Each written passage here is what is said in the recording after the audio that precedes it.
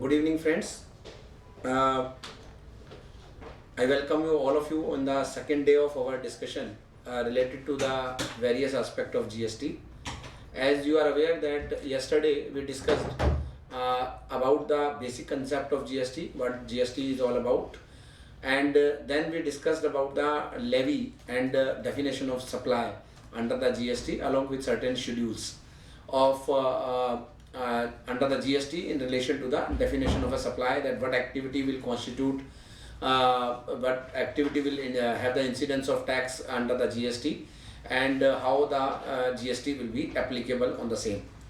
Now, friends, as we discussed in the helicopter view, which I have shared with you, the bird eye view of the GST, the next concept which we have to discuss is something about the time of supply, and then we will discuss the valuation under the GST in the first half of our discussion. And in the second half of our discussion for today only, we will be discussing about the input credit under the GST. Now, friends, when I start with the time of supply, since there will be a taxable supply of goods, there will be a taxable supply of service. So first we will discuss about the time of supply of goods. And in case of a goods, there will be the two dimension. One will be the time of supply of goods in relation to when we are talking about the forward charge, that okay, I am raising the invoice, I am supplying the goods, so when I have my liability will accrue. So just to update you, the time of supply means when my liability will accrue. Say for example, I am doing an activity in the month of August, when the tax liability will accrue. So certainly if the liability will accrue in the month of August, the liability to pay the service GST will be on the 20th of September next month, meaning thereby when I have to file the monthly return, and as a valid return, as we discussed, will be valid only when I am paying the tax along with the return. So now when my liability will accrue is there under the time of supply of goods under section 12 of the CGST Act 2017. Now my dear friend, when we are talking about the time of supply of goods, the first aspect which they have given, that the liability, the time of supply of goods shall be the earliest of the following dates. So I am just giving you the two dates, that earliest of the following. Now my dear friend, here I wish to clarify you a very important aspect you have to note down, that in present regime, when we are talking about the applicability of value added tax, that is VAT, on the supply of goods, it is on the transfer of property in goods. So say for example, even if I am receiving certain advance from you, my liability under the VAT was not there, it was only on the transfer of property in goods. So when I am selling, when I am removing the goods, I am raising the invoice, my liability was there. But when we are talking about the GST, it will be like service tax regime in the present scenario. In the service tax, you are aware that the liability under service tax is on an accrual basis, meaning thereby that the under the time point of taxation rules, it is on the time it is on the invoice or payment whichever is earlier. So the law says that the provision of services for agreed or to be agreed to be provided, provided or agreed to be provided. Now likewise, as I discussed you yesterday, that in case of a supply, it is the supply made or agreed to be made, meaning thereby even on the advance received for the supply of goods, the liability will accrue. So my dear friend, having that analysis which we discussed yesterday and the analysis which is available for the service tax, the liability for the supply of goods will be the earliest of the following two. A, that is the date of issue of invoice. So I will be discussing you the law, but I am just giving you the brief first, that it will be the invoice, the date of invoice or payment whichever is earlier. So likewise we have in the present regime in the service tax, it is the date of invoice or payment whichever is earlier. In the GST regime, for the taxable supply of goods, the liability of GST will accrue based on the earlier of the following two, that is the date of invoice or payment whichever is earlier. Now I read the law which is which for the benefit of all my friends here, that the date of issue of invoice by the supplier. So what is saying, that the earlier of the following two dates. So I am on the slide which is sharing you the section 12, that is the earlier the GST will be applicable that on the time of supply of goods on the earlier of the following two dates, earlier of the following two in two occasions. One is the date of issue of invoice by the supplier or the last date on which he is required to issue the invoice as per the subsection 1 of the section 31 to issue the invoice with respect to the supply. So it is on the that whenever you are raising the invoice or you are liable to raise the invoice. So it is not the case that you remove the goods and you are not raising the invoice. So they are saying that either the date of invoice or the last date when you should have raised the invoice. So I'm just giving you an example vis-a-vis the example of a present service tax regime. Now my dear friend, in case of a service tax, what is happening today, that my point of taxation, which is the applicable rules today for the service tax, it is on the invoice or payment whichever is earlier. Now my dear friend, say for example, just to delay my tax, I am aware that I will not get the payment in the next 6 months. What I will do, that I will not raise the invoice because the department is saying that it is the invoice or payment whichever is earlier. Payment I haven't received, invoice I am not raising, so my liability will differ. The answer is no. As per the point of taxation rules, they have given that in case you are not raising the invoice within 30 days of the completion of service, then the point of taxation will be preponed to the date of completion of your service. That is the new point of taxation, the new liability of the service tax will be the date of completion or the payment whichever is earlier. So what I am trying to convey you, that the normal principle is the date of invoice or the date of payment whichever is earlier. But if you are not raising the invoice as per the required provision under the law, then your point of taxation of the earlier regime, of the service tax regime, and today when we are talking about the time of supply, that will prepone to the date when you should have raised the invoice. So my dear friend, what are those provisions when we have to raise the invoice, I am going to discuss with you. But normally, to just give you a brief, just give you a layman understanding, the time of supply for the supply of goods will be the invoice or payment whichever is earlier. Now what the section 31 is saying, because they are saying that you are supposed to raise the invoice as per section 31. Now let us understand what is section 31.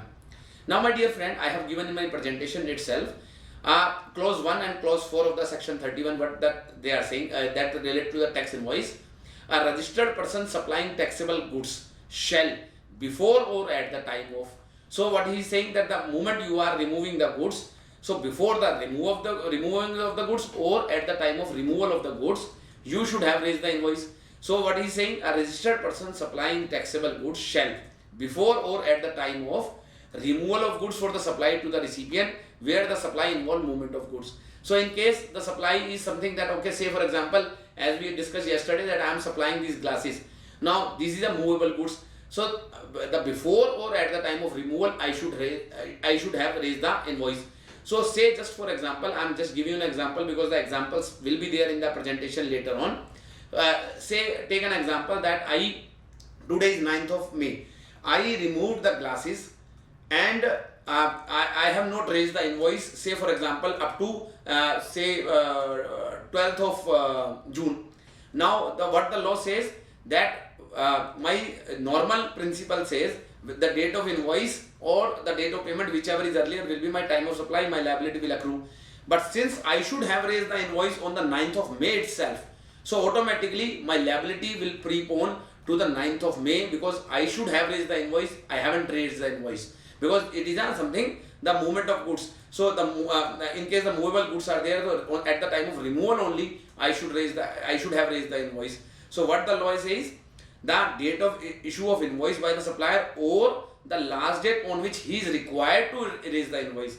And now when he is required to raise the invoice, that is there under section 31. So what he is saying, that the person should have raised the invoice, meaning thereby a registered person supplying taxable goods shall, before or at the time of removal of goods for supply to the recipient where the supply involved movement of goods, or delivery of the goods or making available thereof to the recipient in any other case. So say for example, you are selling a plant and machinery, that is not a movable goods, but you are making them available to the recipient. You are giving a delivery to the recipient that, okay my dear friend, now this is the plant and machinery I am handing over to you.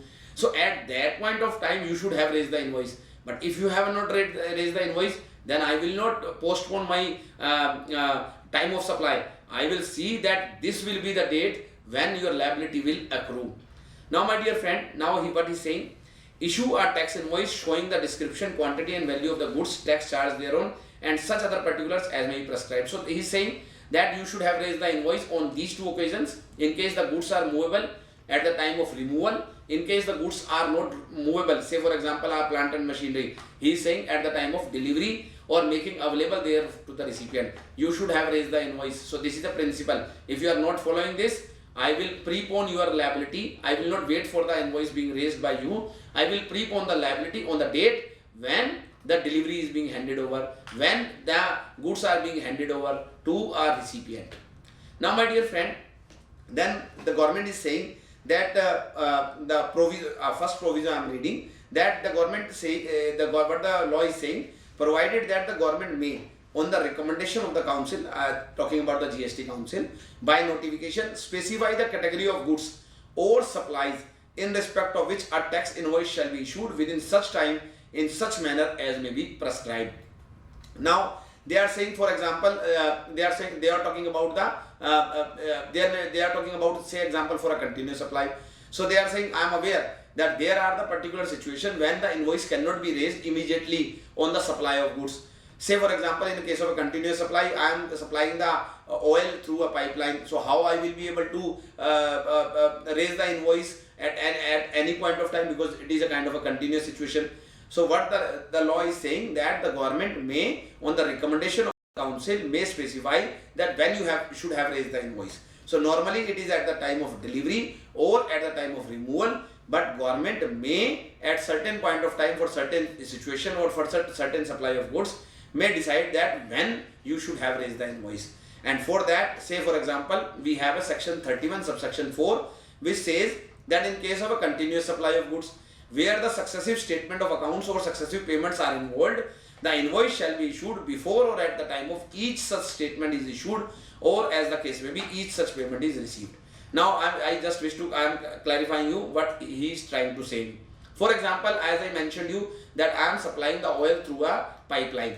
Now after every certain days, say for example, we read the definition when we were reading the definition under section 2, that say for example, after every 15 days I will take a stock that okay, how much supply I have been made. So he is saying that on that point of time, on that day when you are obtaining the successive statement, you should have raised the invoice. So it will not be the case that every day, every moment there will be a delivery, there will be a removal there. So I have to see that invoice should be issued on a per minute basis. So that will not be the situation. They is saying that in case there is a continuous supply of goods, you can decide when a successive statement will be obtained and when successive statement will be obtained, and on that particular occasion you can raise the invoice and your time of supply will accrue. Accordingly you can pay the tax. Say for example, I decided that every 10th and every 25th I will take a successive statement. So your liability for the supply between 26th to 30th, say for example, we are expecting that the GST will be implemented on the 1st of July. Now I decided that every 10th and every 25th I will obtain the successive statement. So my supply of oil through a pipeline between 26th of July to 31st July, my liability will not be there on 20th of August. It will be, my liability will accrue on the 10th of August when I will take the successive statement from 25th of July to 9th of August, that is on the 10th of August. I will take the successive statement and then I will raise the invoice, and my liability will accrue on the 10th of August for this 15 days which may have the 2 months involved. So accordingly there will be a kind of a postponement of a liability for those 5 days. Now my dear friend, coming to the B part, which I have already explained you, that the first is the date of invoice and B is the date on which the supplier received the payment in respect of the supply, with respect to the supply. So it will be the date of invoice or payment, whichever is earlier. Now my dear friend, there will be cases when there will be a confusion when the payment is being received. In case the payment is received more than the amount billed, so what will be the situation? Now to clarify one by one all these aspects, I am reading the first proviso. Now my dear friends, he is saying, provided that where the supplier of a taxable goods receive an amount up to 1000 rupees in excess of the amount indicated in the tax invoice. Say for example, I raised the invoice of rupees 30,000, but I received the amount of rupees 30,600. So it is a more than one. It is amount up to rupees 1,000 in excess of the amount indicated in the tax invoice. 600 rupees is the extra amount which I am receiving because of certain negotiation.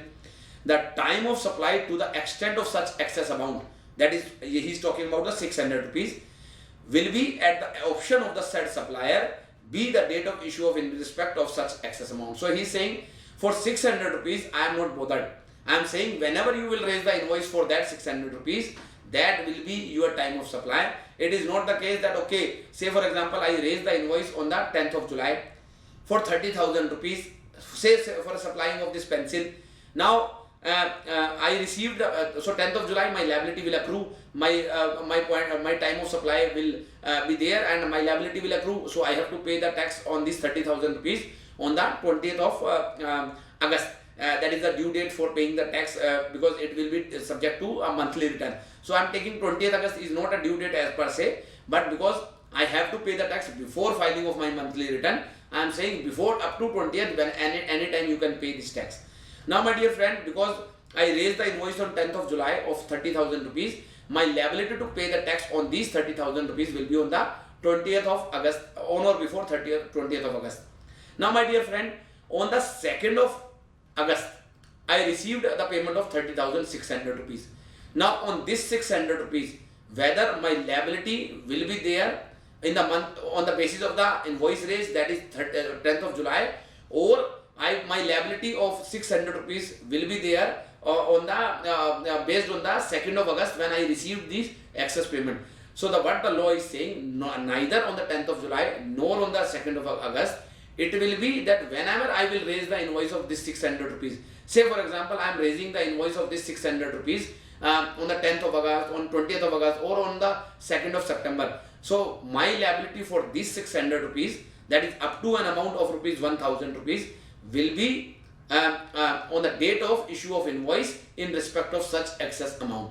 So my dear friend, I just wish to update you that if you raise the invoice of 30,000 rupees, you are getting an amount up to rupees 1,000 extra of the invoice, that is 30,999. That for that 999 rupees extra received for any invoice, the option to pay the tax, on which date you want to pay the tax, will be based on the supplier, and whenever you will raise the supplementary invoice or a separate invoice for this extra amount being received, accordingly your liability to pay the GST will be there. Now my dear friend, there are certain explanations which are being inserted just to clarify one or the other position. Now what the first explanation which is there, that they are saying for the purpose of this clause A and B. What is A? The A means the date of invoice, and B is something about the payment. They are saying for the purpose of clause A and B, supply shall be deemed to have been made to the extent it is covered by the invoice, or as the case may be, the payment. So what he is saying that, say for example, I have certain goods for rupees 45,000, but I raise the invoice for 30,000 rupees. So he is saying that whatever the supply which will be legally constituted will be the value, will be to the extent which is covered under the invoice or which is covered under the payment. So it will not, we have to be very, very careful that in case we have some excess stock available, or there is a transportation of excess value of the goods which is not covered the invoice, the explanation says that the supply shall be deemed to have been made to the extent it is covered by the invoice. So any supply beyond the value of the invoice or beyond the value of the payment being received will not be treated as a valid or a legitimate transaction. That we have to very, very importantly note down. Now coming to the explanation 2. Now the explanation 2 is something about the payment, that when the payment, because you mentioned that my liability will accrue on the basis of the date of invoice or date of payment, whichever is earlier. Now when the date of payment will be constituted, so when it will be treated as the day I have received the payment. So that date of payment being received is very, very important. So they have clarified for that.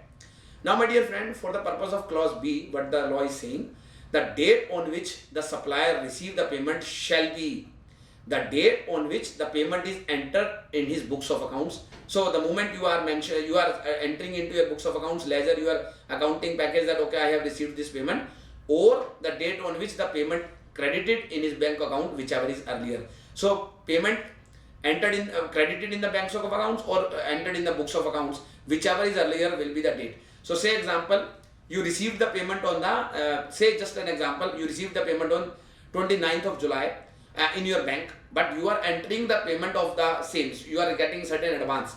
So liability will be there on the advance as well, you are aware, that is invoice or payment, whichever is earlier. So for a future supply, say for example you are receiving the payment, you received the payment in bank on the 29th of July, but you are crediting the you are entering the same in your books of accounts, say on the 2nd of August. Now when the liability will accrue, whether it will be based on the month of July or whether it will be based on the month of August. So answer is that the payment, that the actual receipt of payment, that is there, because the law, what the law says, that invoice or payment, whichever is earlier. So payment means earlier of the following two, that is the date when it is credited into the books of account in the banks, vis-a-vis the date when it is being entered in the books of accounts.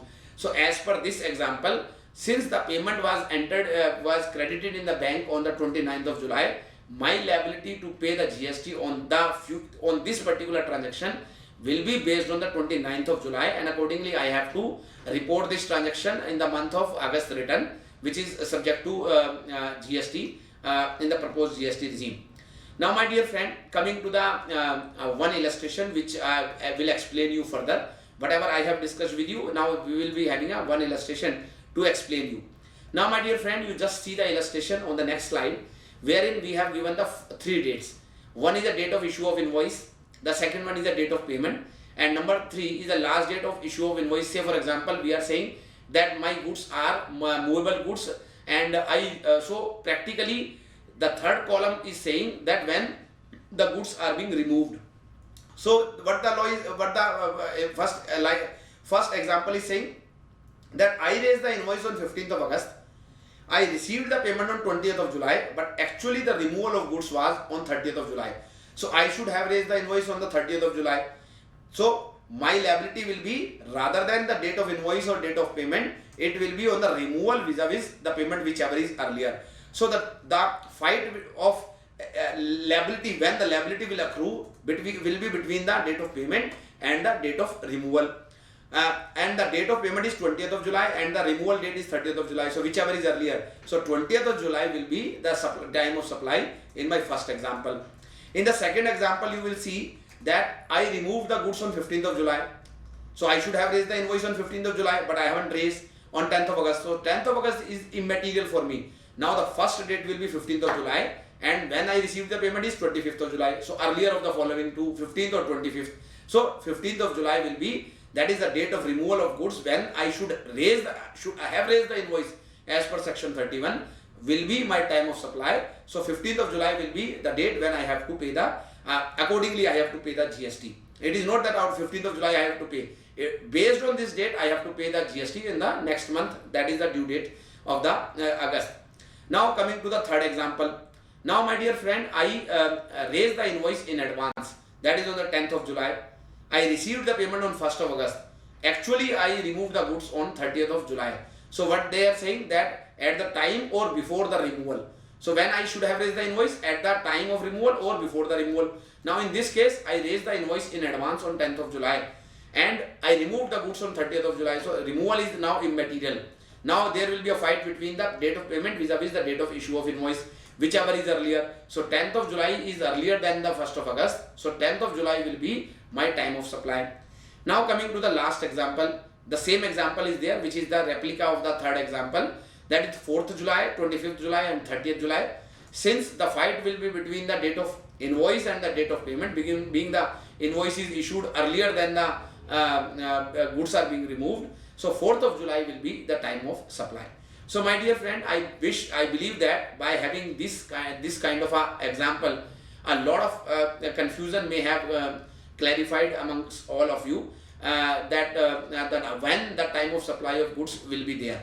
Now my dear friend, we are coming to the second leg of our discussion, that is the time of supply in case of a reverse charge. So as I mentioned you that yesterday we discussed that there is a section 9 subsection 3 which says that in case I am receiving certain goods or receiving certain services, I may have to pay the service tax, I may have to pay the GST under the reverse charge mechanism. So let us assume that I am supplying this laptop to you, and the supply of laptop is under the reverse charge mechanism. So when your liability will accrue to pay the GST on this reverse charge mechanism, on the supply of goods, we will be understanding. Now my dear friend, as per the section 12 subsection 3, what the law is saying, that in case of supply in respect of which the tax is paid or liable to be paid on the reverse charge basis, the time of supply shall be at the earliest of the following date. So again it is saying the earliest of the following. Now the first event is the date of receipt of goods. So say for example, I received the goods on the 20th of July.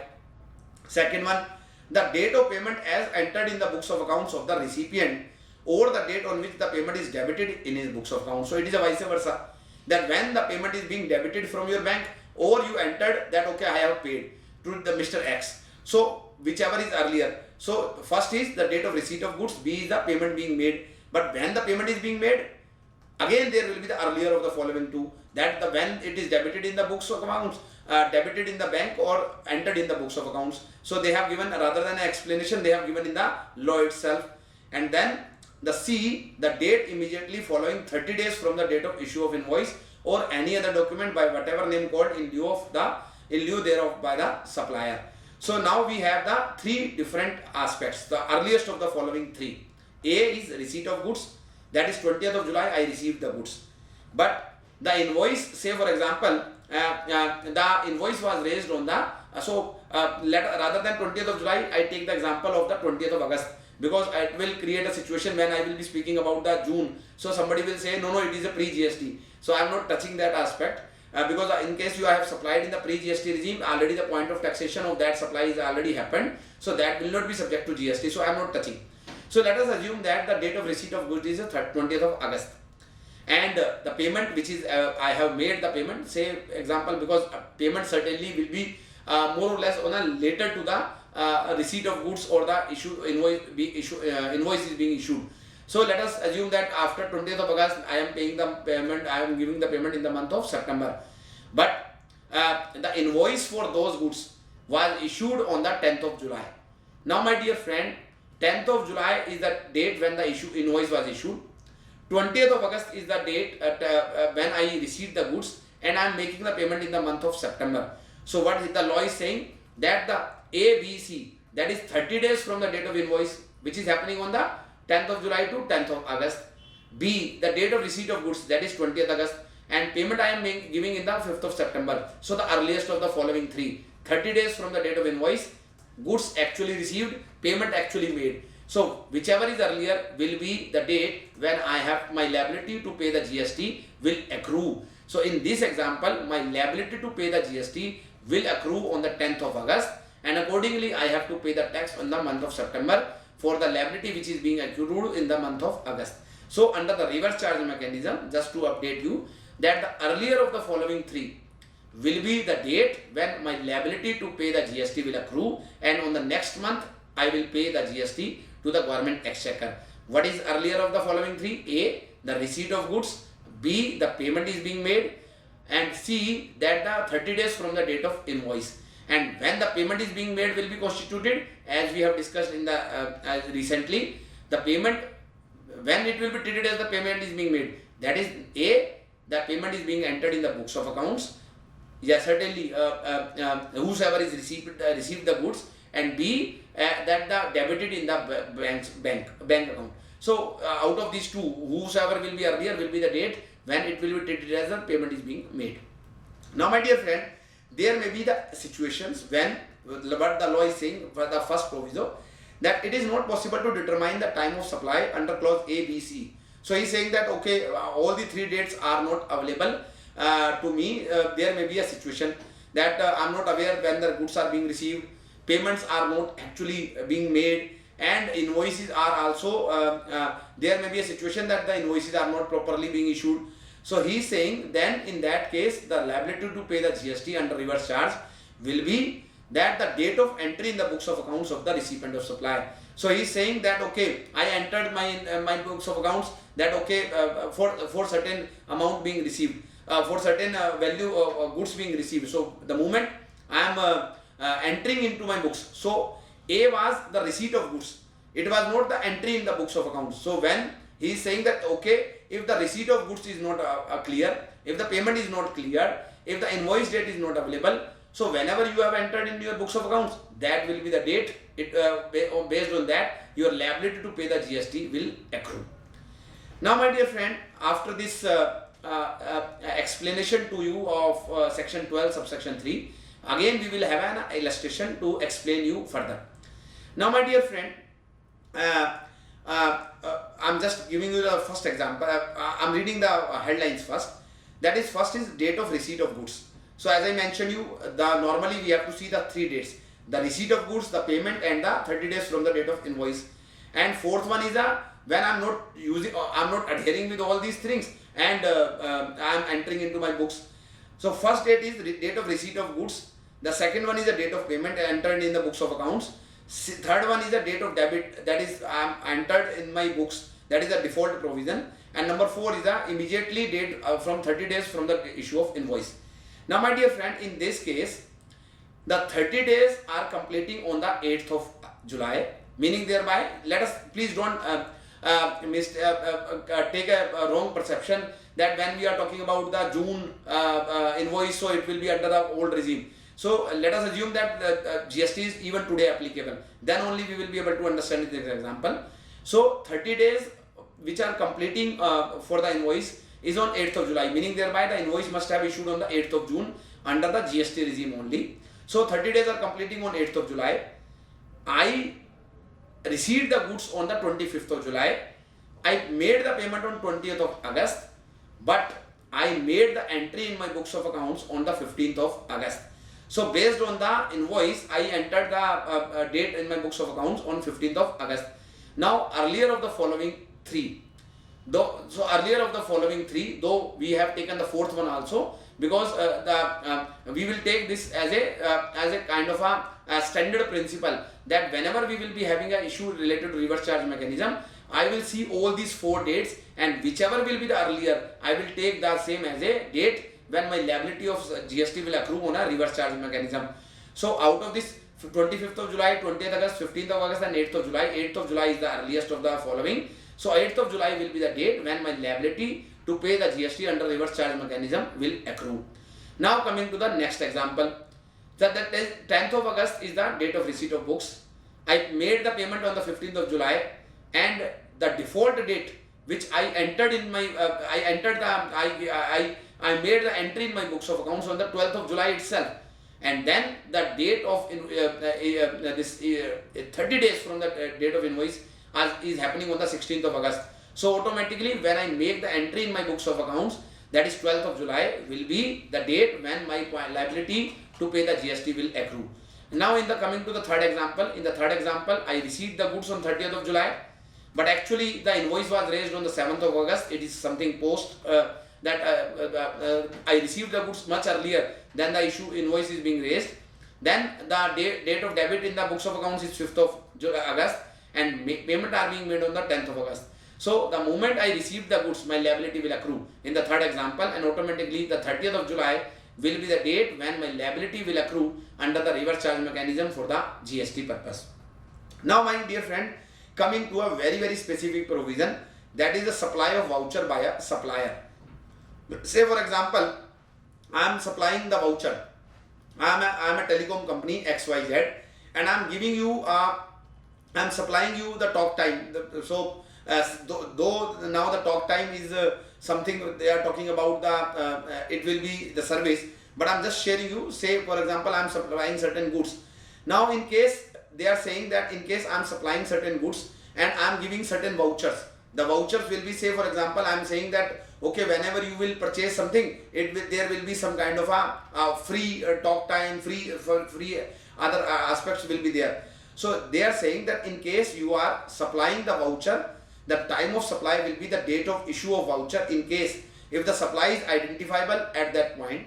But in case the supply is not identifiable, then the redemption of the voucher will be the date. I am just giving you an example that if a customer purchases a voucher from a Domino's, redeemable towards the purchase of pizza, so it is the product, my supply is identifiable, because ultimately if the voucher is only to redeem for purchase of pizza, my supply is identifiable. In that case, he is saying the time of supply will be the date of issue of that voucher. So say for example, I am not talking about the vouchers which are given. Say for example, you are buying a pizza, he is giving you some kind of a voucher that whenever you will purchase, you will get a discount of 20%. That discount is something will not be subject to GST, because ultimately, say for example, you are buying a pizza for 400 rupees and you are getting a discount of 20% and you are paying only 320 rupees. So GST will be applicable only on the 320 rupees only. But in case you are getting some kind of a voucher that okay, if you will say for example, I am giving you a voucher for 200 rupees and I am saying that you take this voucher of 200 rupees, and whenever you want to redeem this voucher to purchase a pizza, this 200 rupees voucher will suffice the purpose, you need not to pay. So they are saying that the moment you sold the voucher for 200 rupees, your liability will accrue, because the product which you are going to buy from that voucher is identifiable. Now coming to the second part, when the product you are going to purchase is not identifiable. Say for example, you are buying a big bazaar is there, you are buying you are taking a voucher, and based on that voucher, the big bazaar is giving you a voucher of 500 rupees. Okay, I am selling you this voucher, and by this voucher you can purchase anything in the next 30 days. So the product is not identifiable, and in that case they are saying whenever you will redeem the voucher, say for example for the 500 voucher, you purchase a bed sheet for your home, or say for example you are buying some kind of a stationery for your office. So whenever you will buy the stationery, whenever you will redeem the voucher to purchase the stationery, because that stationery was not identifiable at the time of selling the voucher, in that case that activity will be subject to GST on the date of redemption of that voucher for the purchase of stationery. So my dear friend, there will be two different situations in case of a voucher. When the voucher, whatever you are buying the voucher, whatever product you will buy from that voucher is identifiable, then immediately on the purchase of that voucher, your liability will accrue. But in case the product you are going to buy is not identifiable, in that case, whenever you will redeem the voucher, your liability will be there. Now, my dear friend, coming to the next aspect, that is, they are talking that where it is not possible to determine the time of supply under the provision of subsection 2, 3 and 4, that is neither it is under the direct charge, I am not able to understand that when my liability will accrue, nor in the reverse charge mechanism, and not this is something about the voucher. Then the government is saying that in case where a periodical return has to be filed, be the date on which such return is to be filed. So say for example, you are doing an activity in the month of July, neither you are in a position to see that the liability under the direct charge or a reverse charge, or in the case of a voucher. They are saying that the 20th of August will be a date when your liability will accrue, and accordingly you have to pay. So they are saying in case where a periodical return has to be filed, be the date on which such return is to be filed, or in any other case, be the date on which the tax is paid. So in case you are not in a position to direct charge, reverse charge or a voucher, so they are saying that these two aspects you need to take care when your liability of the GST will accrue. Now my dear friend, the next section is 12.6. They are saying the time of supply to the extent it relates to the addition in the value of supply is a very important. This is the first time we have seen that they have given a very clear guidelines that whether the interest, late fees or some penalty will be subject to GST or not. In the present regime of service tax, they have given n number of times that the late fees, penalties will not be subject to GST. Even the interest they have given that if the interest is in the shape of interest, then again the liability of the service tax on the interest will not be there. But now my dear friend, you have to take a special note on this aspect, that the time of supply to the extent it relates to the addition, it relates to an addition in the value of supply by way of interest, late fee or penalty for delayed payment of any consideration shall be the date on which supplier receive such addition in value. What he is trying to convey you.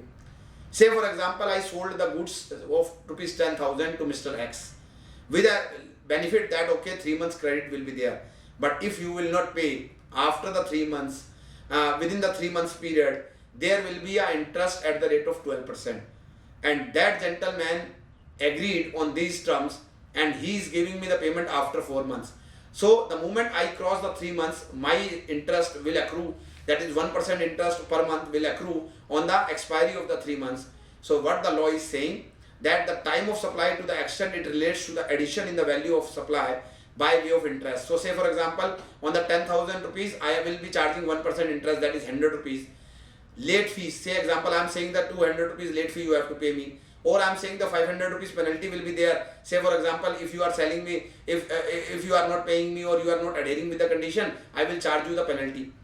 So what the law is saying, the time of supply to the extent it relates to an addition. So whether it is an addition for the interest, addition is in relation to the late fee or a penalty in the value of supply for delayed payment of any consideration. So if I should have received the consideration on this date, but it is being delayed, then he is saying shall be, so when the time of supply will accrue, when the liability will accrue, shall be the date on which the supplier receives such addition in the value. The moment you receive the addition, okay, 100 rupees I am going to get for this late payment being received, my liability to pay the GST will be there on that particular day when the supplier receives such addition in the value. Now my dear friend, so you have to be very, very careful. Interest, late fees and penalties in case of a supply of goods, if you are receiving for the delayed consideration being flown to you, that will be subject to GST. Now my dear friend, coming to the next section, that is time of supply of service, that is I am coming on the section 13 of the CGST Act 2017, and time of supply of service we have to read like this. My dear friend, it is comparatively simpler because we are already complying with this in the service tax provision of today's. So it will be comparatively easy to understand this particular aspect. What the law is saying, the time of supply of service shall be the earliest of the following dates. Namely, A, the date of issue of invoice by the supplier. And then he is saying if the invoice is not issued within the period prescribed under subsection 2 of the section 31, or the date of receipt of payment, whichever is earlier. So exactly which I mentioned you, that normally the date of the point of taxation in the present regime of service tax and in the GST regime as a time of supply for the services, it will be the date of invoice or payment, whichever is earlier. But if you are not issuing the invoice within the time prescribed for the issue of invoice, it will be the date of completion of a service or the payment, whichever is earlier. So say for example, I mentioned you the example earlier also, I completed my services on the 10th of July. Say for example, the government is saying that you have to raise the invoice within 30 days of the completion of services. On the 10th of August, I should have raised the invoice, but I haven't raised. And then he is saying that I received the payment on the 15th of say for example 15th of August. Now when my liability to pay the service tax, pay the GST on this taxable supply of service will accrue, whether it will be the 10th of July when I completed the services, or I raised the invoice on the 12th of August, or I received the payment on 15th of August. So no my dear friend, it will be the earlier of the following two. A, that is the date of completion of services, because within 30 days I haven't raised the invoice. So it will be liability will prepone to the date of completion of my service. So it will be the date of completion or payment, whichever is earlier, and accordingly the 10th of July will be the date when my liability to pay the GST will accrue on this taxable supply of services. Now my dear friend, then what the law is saying, the section 2, this section 13, subsection 2b, the date of provision of service, if service invoice is not issued within the, as I mentioned you, is not issued within the period prescribed under subsection 2 of the section 31, or the date of receipt of payment, whichever is earlier. So that is exactly I mentioned you. Now coming to the section 31, what the section 31 clause 2 and clause 5 are saying. A registered person supplying taxable service shall, before or after the provision of service but within a prescribed period, issue a tax invoice showing the description, value, tax charge. So this is exactly I shared with you. And then the government is saying that provided that the government may, on the recommendation of the council, by notification and subject to such condition as may be mentioned therein, specify the category of service in respect of which any other document issued in relation to supply shall be deemed to be a tax invoice, or tax invoice may not be issued. So what the law is saying? The law is saying that the normal provision of time of supply for the services will be the date of invoice or payment, whichever is earlier. In case you are not raising the invoice within 30 days of your completion of services, then the completion or payment, whichever is earlier, will be there. But they are saying that the government may notify that, okay, say for example airlines is there, say for example banking sector is there. So they are saying, no, you don't need to raise the invoice, or you, whatever the document is being issued, say for example bank statement, you are getting a bank statement. So what the law is saying, that any other document issued in relation to the supply shall be deemed to be a tax invoice. So even if a bank statement is being provided to you, that will be treated as a tax invoice from the bank. And B, tax invoice may not be issued. Say for example in case of a airlines ticket, they are not separately issuing any tax invoice, or even the ticket will not constitute an invoice. So they are saying that tax invoice may not be issued. So there are the certain exceptions, certain benefits which is being provided based on the nature of services which our service provider is rendering. Now my dear friend, coming to the next aspect which we need to understand is about the continuous supply of service, which we are already fully aware of in the regime of service tax. Now what is the continuous supply of service, which yesterday we have discussed, but I am just telling you that what will be the continuous supply of service, where the due date of payment is ascertainable from the contract. The invoice shall be issued on or before the due date of payment. So when you have to raise the invoice in case of a continuous supply, what the law is saying, I am reading, where the due date of payment is ascertainable from the contract, the invoice shall be issued on or before the due date of payment. B, where the due date of payment is not ascertainable from the contract, the invoice shall be issued before or at the time of when the supplier of service received the payment. And C, where the payment is linked to a completion of an event, the invoice shall be issued on or before the date of the completion of that event. Now my dear friend, I will explain you all these A, B and C with an example. Now my dear friend, say for example, I entered into a contract for a AMC job. Now the job is for more than 3 months, so it will be a continuous supply of service.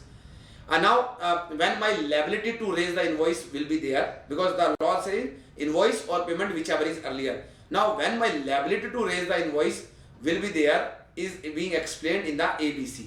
Now in case what the A is saying, where the due date of payment is ascertainable from the contract. Say for example, I am saying that after every 3 months you have to pay me 25% of the annual AMC charges.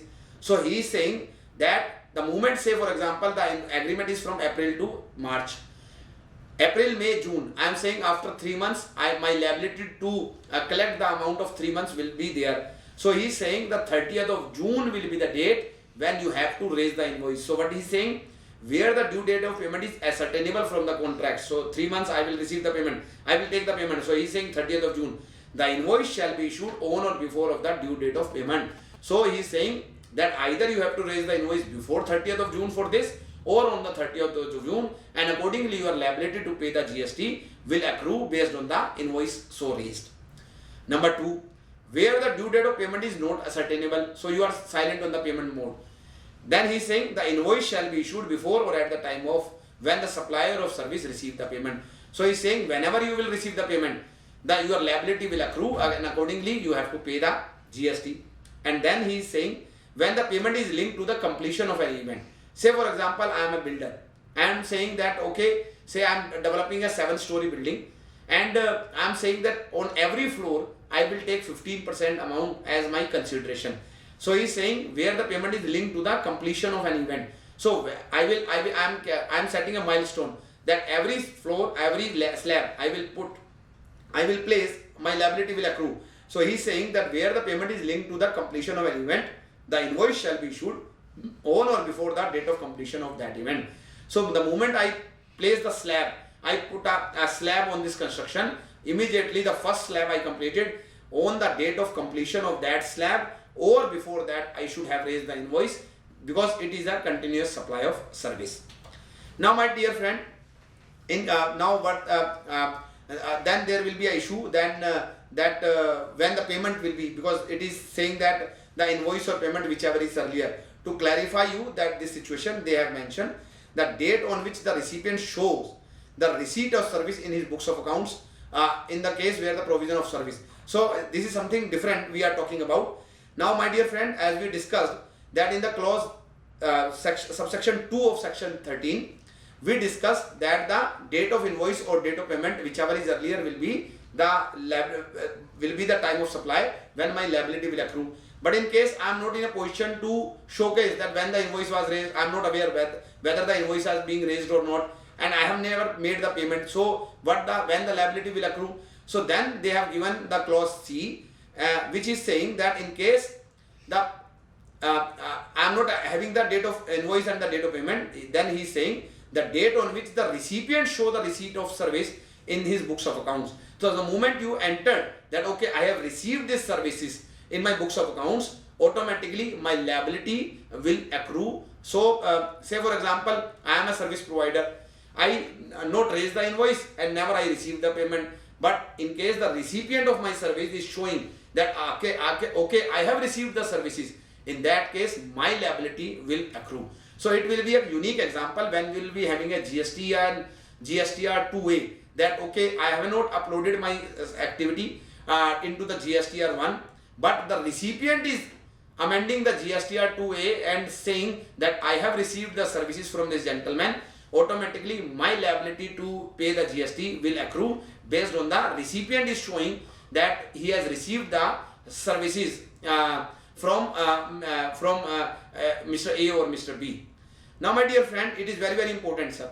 Now provided that where the supplier of taxable services received an amount up to rupees 1000, so the same provision which was there under the supply of goods also, that in case you are receiving an amount in excess of up to rupees 1000 from the which is indicated in the tax invoice. So he is saying provided where the tax supplier of taxable service received an amount up to rupees 1000 in excess of the amount indicated in the tax invoice, the time of supply to the extent of such excess amount shall, at the option of the said supplier, be the date of issue of invoice relating to such excess amount. So in case you have raised the invoice for 20,000 rupees and you received the amount of 20,600 rupees, 600 rupees, the liability to pay the GST on this 600 rupees will be on the date when you will raise the invoice for this 600 rupees.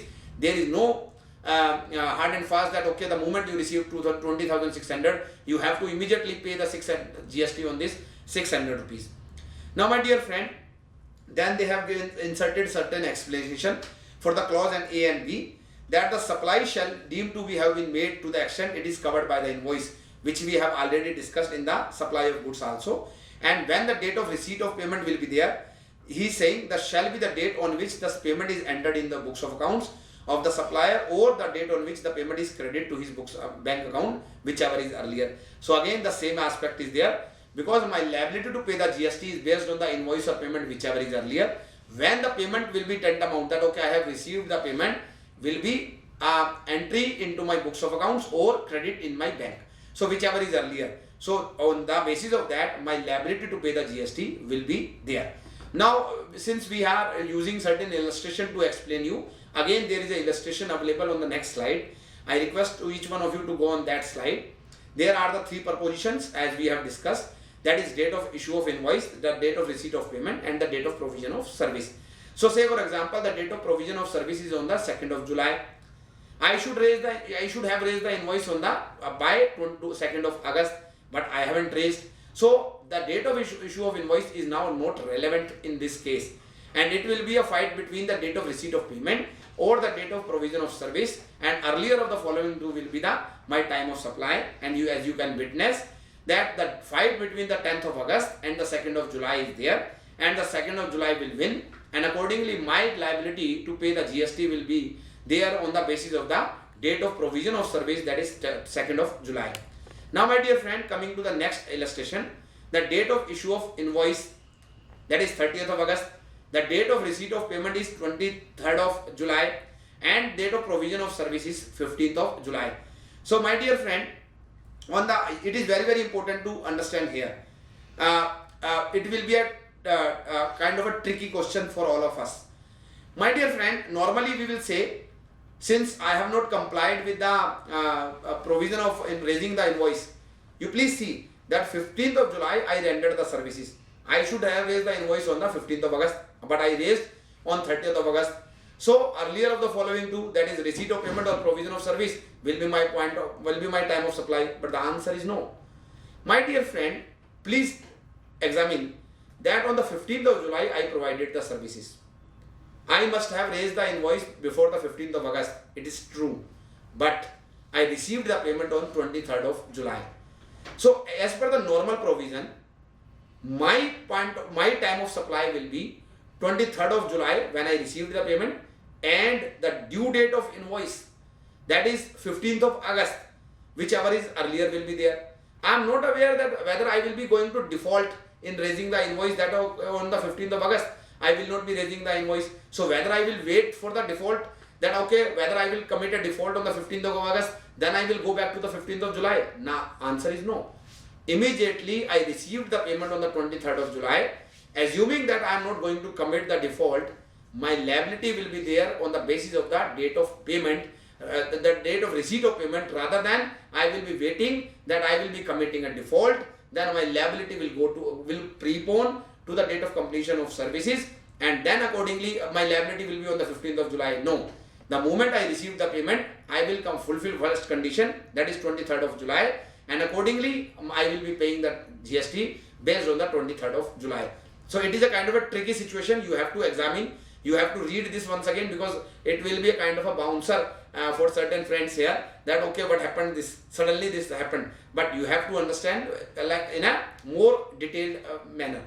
Now my dear friend, coming to the third one, that I raised the invoice in advance, that is 15th of July. Actually I rendered the service on 20th of August and I received the payment on 25th of July.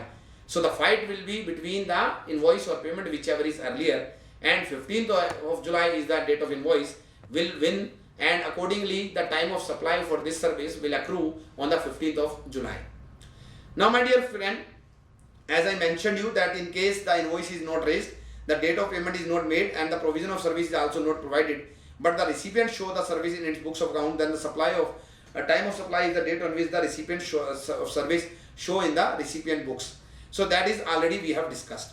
Now my dear friend, coming to the next provision of section 13 subsection 3, that is reverse charge under the service tax, and that reverse charge we need to understand in the we are dealing in the service tax also for the reverse charge.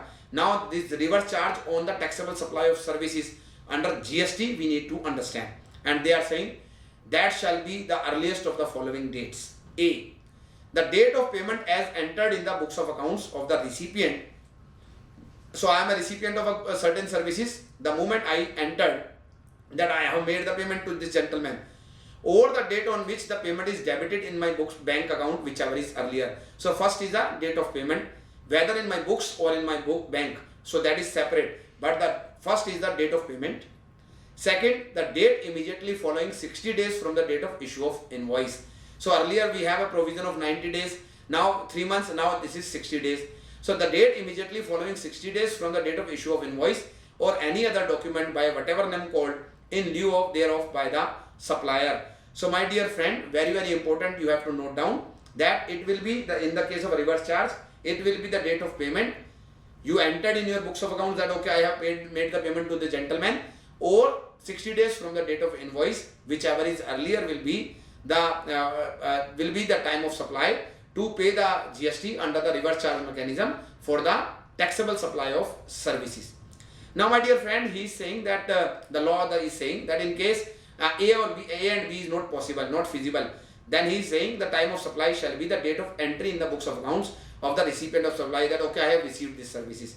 So in case you are not aware of, you are not entering any payment, you are not making any payment in the books of accounts, the invoices are again not available, but the moment you entered the services are being received in your books of accounts, immediately your liability will accrue on the basis of the reverse charge mechanism. Now my dear friend, there is a second proviso also which is there down the slide.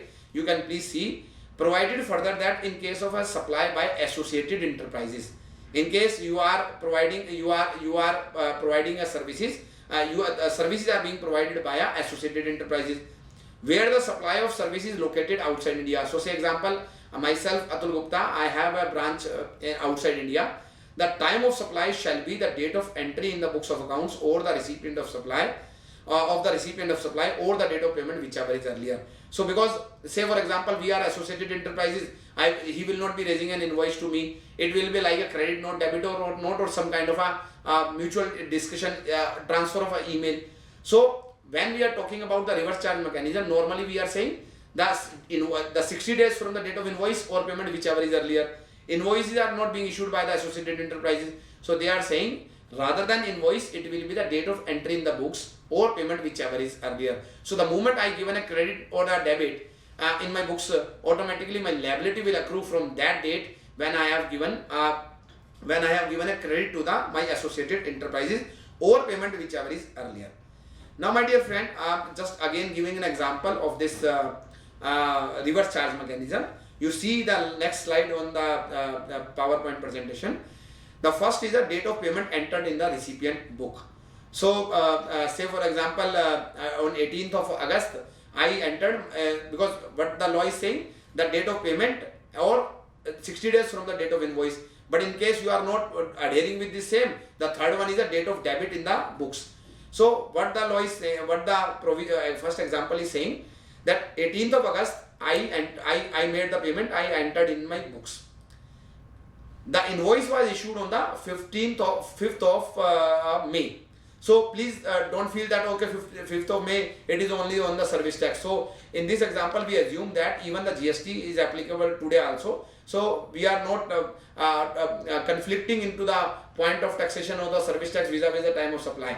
Now say example 5th of May, somebody raised the invoice of GST on me as a reverse charge mechanism. I am taking certain services, and 60 days which are completing, that is from the date of invoice, is on the 5th of July.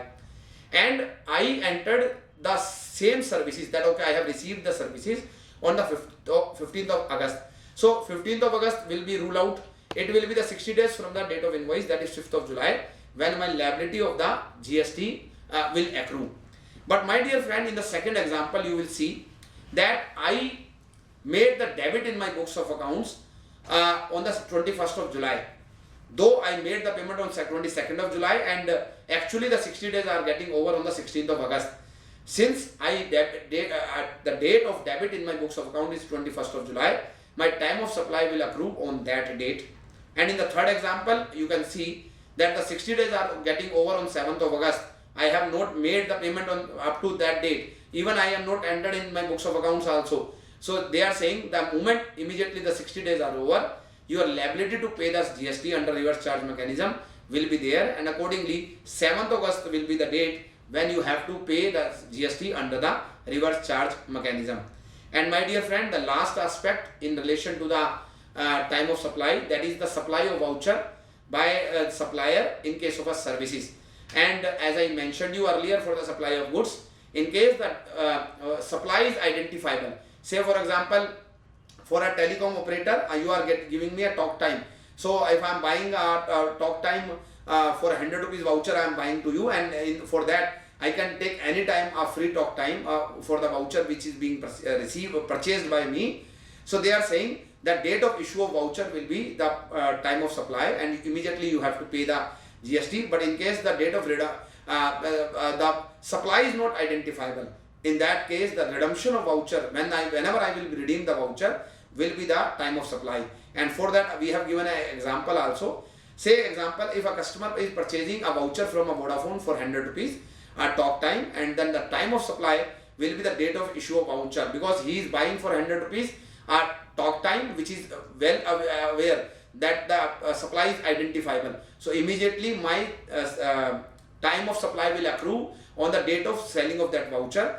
But in case the supply is not identifiable, say for example I am using the services of a Make My Trip for a voucher which will be redeemed at any for any kind of activity. Say for example this travel agent is providing the air travel services, hotel services, some tour packages services, and whatever the voucher, say for example I am buying a 10,000 rupees voucher which can be redeemed for any of the activity I have shared with you. In that case, whenever I will redeem the voucher for any of these activity, then only the GST applicability will be there. So my dear friend, then they have given the kind of a last aspect, that in case you are not able to understand the time of supply under subsection 2, 3 and 4, then as per the, whenever you are filing a periodical return or you are paying the tax, your liability will be there. And then accordingly, the interest, late fees and penalty which we discussed for the time for the supply of goods, that will be there as well. That in case you are getting certain interest, you are getting a late fee or a penalty for some delay in the consideration being paid. So on that interest and the late fee or the penalty, there will be a liability of the GST, and when the liability of the GST will accrue on the date when the supplier receives such addition in the value. So the moment you receive the addition, that okay, there is an addition on the value, the moment there is addition, the liability of the GST will be there. Now my dear friend, coming to the next aspect, that is the change in rate of tax. Say for example, today you are into the GST regime. It's, say for example, we are living in 2018, and suddenly the rate of GST from your product will go from 12 to 18%. There is a halfway, that you have partially completed your activity and partially you are supposed to complete your activity, and in midway there is a change in rate of tax. So how which rate will be applicable on the your supply will always be a question, which is dealt in the section 14 of the CGST Act 2017. Now my dear friend, they have given the two situations where I will share you a crux of this aspect in a very simpler way that will help you a lot. Now my dear friend, before moving to the section 14 and giving you in detail, I am giving you a fundamental kind of a very easy learning way to understand the change of rate of tax. Now my dear friend, for any activity which we are doing, there are the three different incidents, three different occasions. One is the actual date of provision of a services or supply of goods.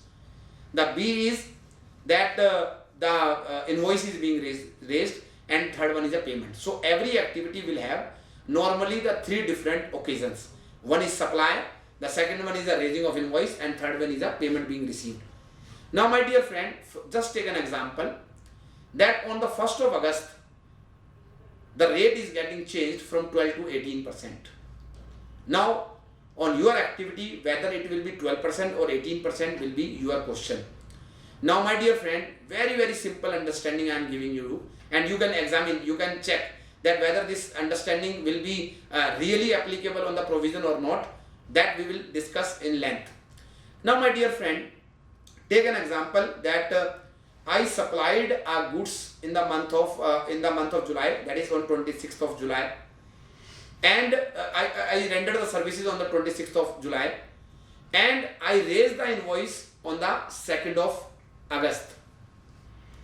26th of July is my provision of service, 2nd of August is the issue of invoice, and on the 5th of August I received the payment. Now my dear friend, the rate got changed on the 1st of August. So I will draw a vertical line, and I will see that out of these three events, two events are falling under the pre-change regime or in the post-change regime. In this example, because the rates are getting changed on the 1st of August, I provided the service on 26th of July, that is pre-change regime, that is one event, and the two events, that is the issue of invoice and the payment being received, is in the post-change regime. And then we can decide that since the majority rules, meaning thereby two activities out of three are happening in the post-change regime, it will be the new rate, new post regime which will be applicable on my activity, and it will be subject to the 18% GST. Now let us test this fundamental kind of illustration I have given to you. Now my dear friend, as per the section 14 subsection clause A, in case the goods or service or both have been supplied before the change in rate of tax. So in my example also it is 26th of July. So you please draw a line. If you have a pencil, if you have a pen and a copy in your hand, you just draw a line that 1st of August is the change in rate of tax. Now he is saying in case the goods or service or both have been supplied before the change in rate of tax. So for example 26th of July when I have supplied. Now the clause A subclause I, what does is saying? Where the invoice for the same has been issued. and the payment is also received after the change in rate of tax. In my example, 2nd August and the 5th August, the time of supply shall be the date of the receipt of payment or the date of issue of invoice, whichever is earlier. So what is saying, it is the only the enhanced rate from 12 to 18% which is applicable on the post change will be applicable, and in the post change rate, what date we have to see my liability will accrue is a payment or invoice, whichever is earlier. So my dear friend, two questions we have to answer. Which rate will be applicable, 12% or 18%? The moment I mentioned that okay, the two events are happening post change, it will be the new rate which will be applicable, and within that when my time of supply will accrue, so it will be the invoice or payment whichever is earlier. So that is exactly mentioned here. Now test again, where the invoice has been issued prior to the change in rate of tax, meaning thereby supply happened on 26th of July, and as per the requirement I raised the invoice on the 26th of July. So two activities are happening prior to the change in rate, but the payment is received after the change in rate of tax, meaning by 5th of August. Then he's saying the time of supply shall be the date of issue of invoice, meaning thereby the pre change of rate of tax, that is 26th of July. That is the date of invoice, because the two events are happening prior to the change in rate. So accordingly, the old rate will be applicable on this kind of a supply. Then let us check once again, where the payment has been received before the change in rate of tax. Now in this case, I supplied on 26th of July, I received the payment on 26th of July. But the invoice for the same is issued after the change in rate of tax. That is same example on the 5th of August. When the GST will be applicable, when the time of supply will be there, at the time of supply shall be the date of receipt of payment here. So again it is a 2/3, and now the GST will be applicable based on the date of payment, which is 26th of July. So we have given an example here also. So it will be a very simple example now. The date of invoice is 18th of August. So we are assuming the rate of tax will be changed on the 1st of August. So date of invoice is 18th of August, post. Date of supply 15th of July, pre. Date of payment is 5th of August, post. And in the case of a payment or invoice, whichever is earlier, that is 5th of August will be the due date, will be a date when the time of supply will accrue. The second one is at 22nd of July, 15th of July, 16th of August. It is two activities are happening prior to the change in rate. So it will be the invoice date, that is 22nd of July, and the third one 10th, 15th and 17th. Again the two activities are happening prior to the change of rate of tax, and it will be the 7th July, that is date of payment. Now my dear friend, let us test once again. Now in saying that in case the goods or services or both have been supplied after the change in rate of tax. So the rate of tax changed on 1st of August, I supplied on the 5th of August. Now when my liability of the GST will accrue, again 2/3. Where the payment is received after the change in rate of tax. So let us assume that 5th of August is the supply date, 10th of August is the payment being received date. But the invoice has been issued prior to the change of rate of tax, that is on 26th of July. So what the law is saying, the time of supply shall be the date of receipt of payment. Majority rules, that is the 10th of August when I received the payment will be the time of supply, and the rate which is applicable on the 10th of August will be applicable. Second, where the invoice has been issued and the payment is received before the change in rate of tax. So two activities are happening prior to the change in rate. The time of supply shall be the date or invoice, date of payment of invoice or payment or invoice, whichever is earlier, which I have already discussed. And the third one is again I am just skipping because this we have already discussed. And then they have given that when this payment will be treated, that the date of receipt of payment shall be the date of credit in the books of accounts, or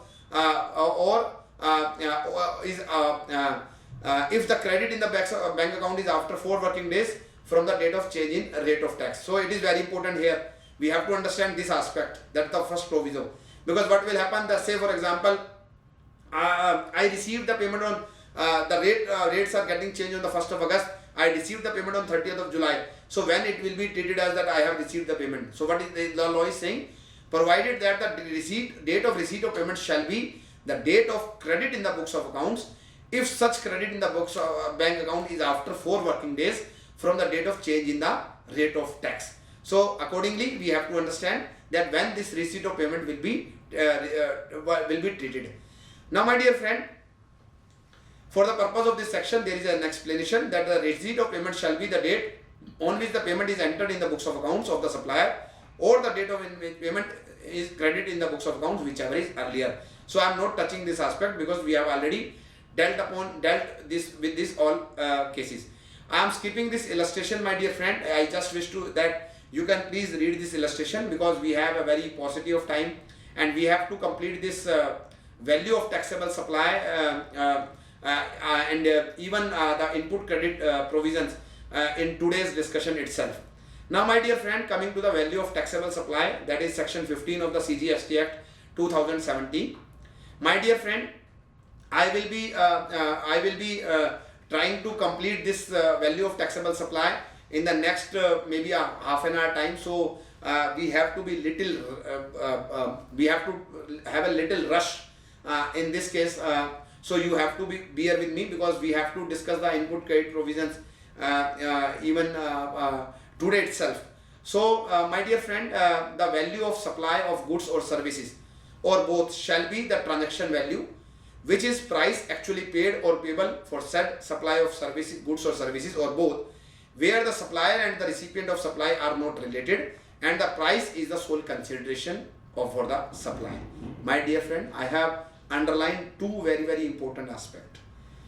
What the law is saying, that whatever amount I am charging from you, say for example, I am providing you a service, I am charging 10,000 rupees for the same.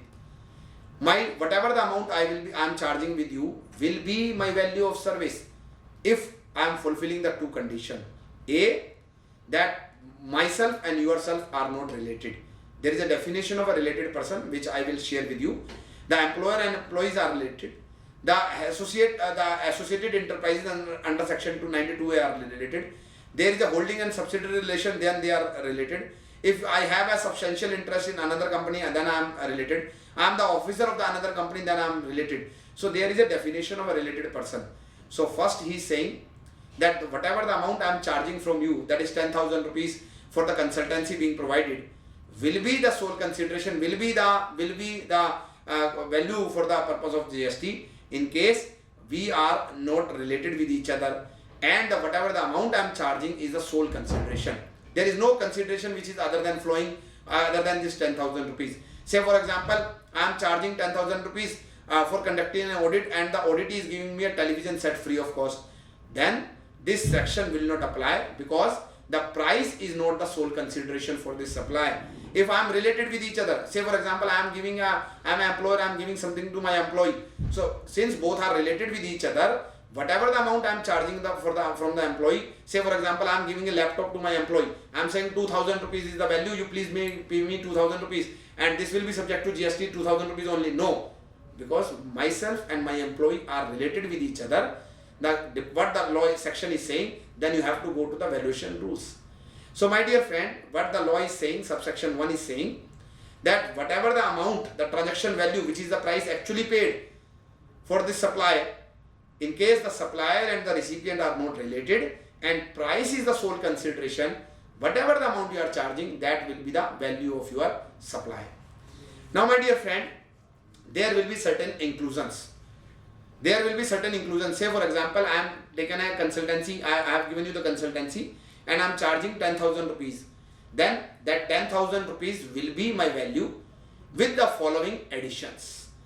Now the first addition will be any taxes, duties, cess, fee charged under any law for the time being in force, other than SGST, UGST and IGST or CGST, as the case may be. Say for example, on my activity, some other taxes are applicable, some other cess is applicable. Say just I am taking you an example that the excise duty on certain product will remain to be there. There may be certain cess which will remain to be there. Some electricity duty will remain to be there. Some mandi cess will remain to be there. So in case I am charging certain cess, certain taxes or duties apart from this 10,000 rupees on my consideration, that will become a part of my consideration, that will become part of my value, and that will be included in for the purpose of valuation. Then they are saying any amount that the supplier is liable to pay in relation to such supply, but which has been incurred by the recipient of supply and not included in the price actually paid or payable for the goods or services or both. I came to your place, I booked a hotel. I am supposed to pay to the hotel guy, but I requested you that you please pay on my behalf. So the liability was mine, but you are paying. So you are incurring on my behalf. In that case, whatever the amount you have paid to that hotel guy, that will be included in my value. Say for example, I am charging, I am stayed there for rupees 4,000, and that 4,000 rupees will be included in my value, because that amount you have paid on my behalf. I was liable to pay, but you have paid. That 4,000 rupees will be included, and on that I have to charge and pay the GST. Now coming to the third, that is incidental expenses, including commission, packing, charged by the supplier to the recipient of a supply, and any amount charged for anything done by the supplier in respect of the supply of goods, or both at the time of or before delivery of the goods or supply of services. So in case, say example, what he is talking about, say for example, I am charging freight, I am charging certain packing expenses, I am supplying you the glass for rupees 10,000, and I am saying there will be a packing charges of rupees 200, there will be a freight charges of rupees 200. So what the law is saying, that whatever the amount you are charging, including the commission, packing, or any amount at the time or before the delivery. So at the time of delivery or before the time of delivery, if I am charging certain incidental or other expenses from you, that amount will also be included in my value of rupees 10,000, which I claimed for you as a consultant or for a supplier of this glass. Then my dear friend, coming to the next one, that is already clear to all of you, interest or late fee or penalty for the delayed payment of any consideration. So as I mentioned you earlier also, that is time of supply, at the time of supply. There we discussed that when my liability will accrue for interest. Here they are saying that the interest, late fee or penalty will be the part of my consideration. So in case you are charging a 1% interest per month for the delayed payment, you are charging some late fee for the delayed payment, you are charging penalty for the delayed payment, that will be a part of my consideration, and accordingly will be a part of my value on which I have to charge GST. Then they are saying subsidies. Subsidies directly linked to the price, excluding subsidy provided by central government or a state government. So my dear friend, this is again we discussed yesterday. Say for example, I have to render you a service of rupees 10,000. Somebody came to me, say for example, there is an organization which is supporting to the small and medium enterprises. They are saying that no, Atul, you please charge 8,000 rupees only and 2,000 rupees. So whatever the amount you have to bill to him, 20% of the same I will pay to you. You please charge only 8,000, 80% of the same. Now my dear friend, what the law is saying, that the section 15 subsection 1 and clause E is saying that this 2,000 rupees which I am getting from a third party as a subsidy, which is directly linked to my price, I have to add that 2,000 rupees in my value, and again it will be the 10,000 rupees which will be subject to the GST.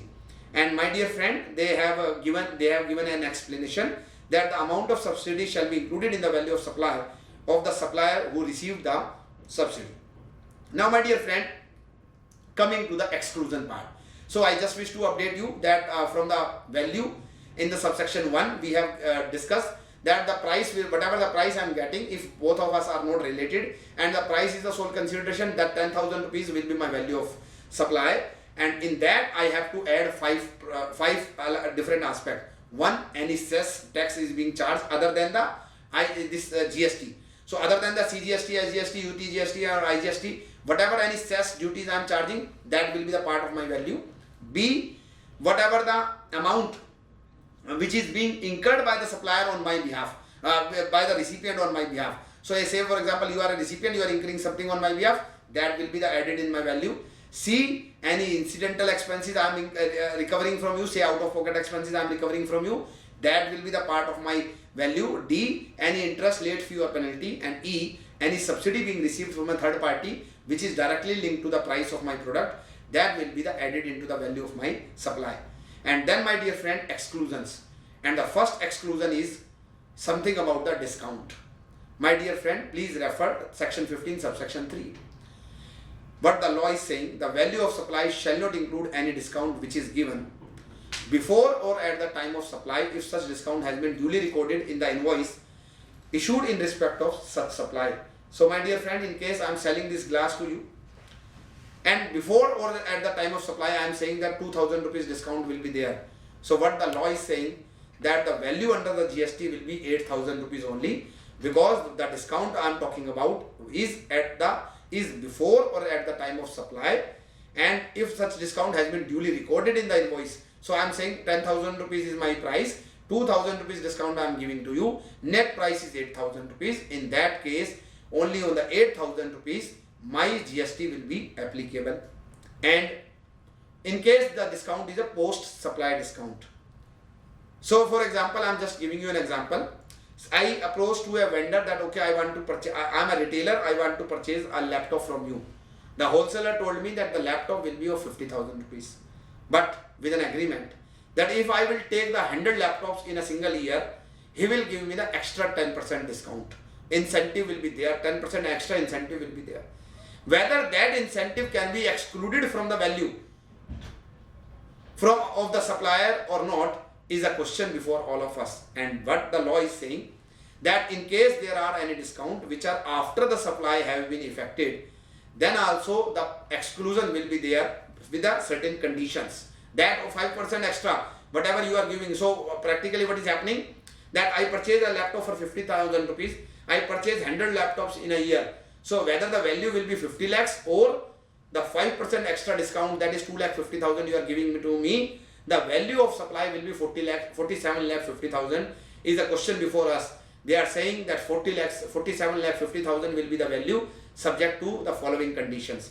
A, such a discount is established in terms of an agreement, because there was an agreement between you and me that if you will take the 100 laptops in a single year, I will give you the 5% extra discount. There was an agreement.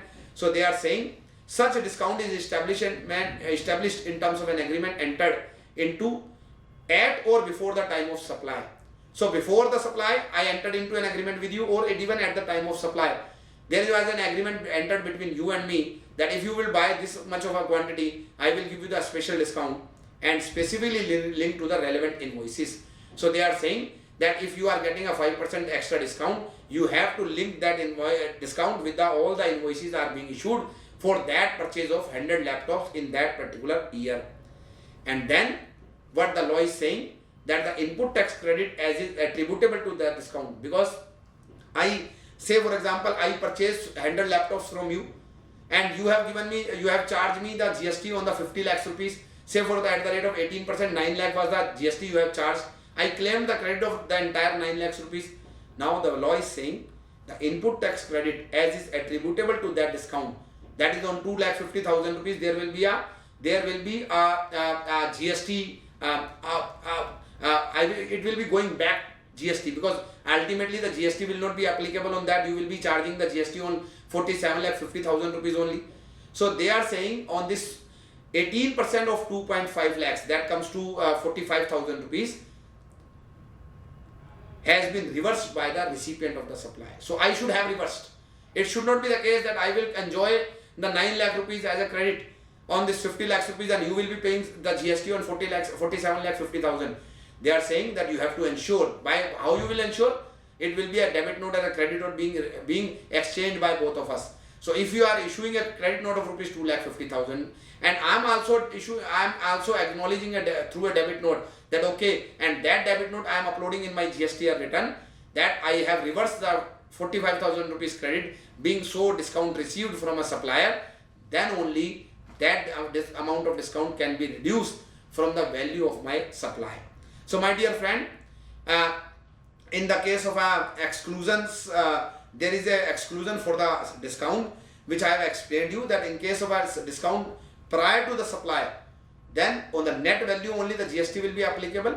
In case it is a post supply discount, in that case the discount should be under an agreement, and that should be linked with all the invoices are issued in terms of that agreement, and B, the recipient of that my supply should have reversed the extra credit which is there through the debit note or a credit note as the case may be. Now my dear friend, coming to the subsection 4 of the section 15, they are saying where the value of supply of goods or service or both cannot be determined under subsection 1. As I mentioned you, we are related. The consideration, the price, whatever amount I am getting is not the sole consideration. I am receiving certain consideration in kind, or we are both are related. In that case, what the law is saying, the same shall be determined in such manner as may be prescribed. That is, valuation rule will come into the picture. And my dear friend, then they are saying subsection 5, that notwithstanding anything contained in subsection 1 or subsection 4, the value of such supply as may be notified by the government on the recommendation of the council shall be determined in such manner as may be prescribed. And for that they have given that, say for example, in case of a tour operator, in case of this authorized money changer, in case of some other this insurance business, so they have given a specific rate, 60 paisa, 120 paisa, and like that. So they are saying that in case we are not through with the subsection 1 or a subsection 4, the government will notify a special kind of a scheme for special kind of a situation, and accordingly the GST valuation will be arrived. And then, my dear friend, they have given an explanation, as I mentioned you, who will be a related person. You just read out the definition of a related person, that such person or office or the director of one other businesses. So he is saying that in case there are such persons are there which are officer or director of one another's business. So I am your director and you are director in my company, so we are related. Such persons are legally recognized partner in the business, so both of us are related, partners are related. Such person are employer and employee, so employer employee will be a related person. Then any person directly or indirectly owns, control or hold 25% or more of the outstanding voting stock or share. So if I have more than 25% voting right in your company, we are both are related. One of them directly or indirectly controls the other. So say for example, I am controlling your company. No. I am controlling his company and he is controlling your company. So practically all of three are related with each other. Both of them are directly or indirectly controlled by a third person. So is that the third person is there who are controlling both of us. So practically we both are related with each other. Then together they directly or indirectly control a third person. So myself and yourself are controlling this gentleman, so this company. So practically we all three are related with each other, or they are member of the same family. The term person also includes legal person. And then they are saying person who are associated in the business of one another. In that one is a sole agent or a sole distributor or a sole concessionaire, however described of the other, shall be deemed to be related. So what is he saying? That in case you are my sole distributor, you are a sole concessionaire or a sole agent, then also we are related, and then we have to go to the valuation rule, and this section will not suffice the purpose for the purpose of value. So normally it is the value, that whatever the amount I am charging from you will be my consideration, will be my value, with the two exception. A, both of us are not related. So for example, if I am myself and you are related, myself and you are a principal and agent, then the price which I am charging for you will not be a value. I have to go to the valuation rules, and then only whatever the valuation rule will say will be the value of my supply. And second, the price is not the sole consideration. I am receiving certain consideration in kind, certain consideration in money. In that case also I have to go to the valuation rules. Now my dear friend, there is a valuation rule which we are supposed to discuss with you. I believe that we should have a break for 2 to 3 minutes, because it will again take some time, and then we have to move to the input credit. So you will be also feeling little tired that we are discussing very technical topics, and certainly there will be a little pace, though I have tried to pace down myself to a little, but still let us have a 2-3 minutes break, and then we will continue with the determination of value rules and this 2017. These rules are basically, you are aware, that is a draft rules, but I have incorporated the same for the benefit of our friends. So let us have a 2 to 3 minutes break, my dear friend.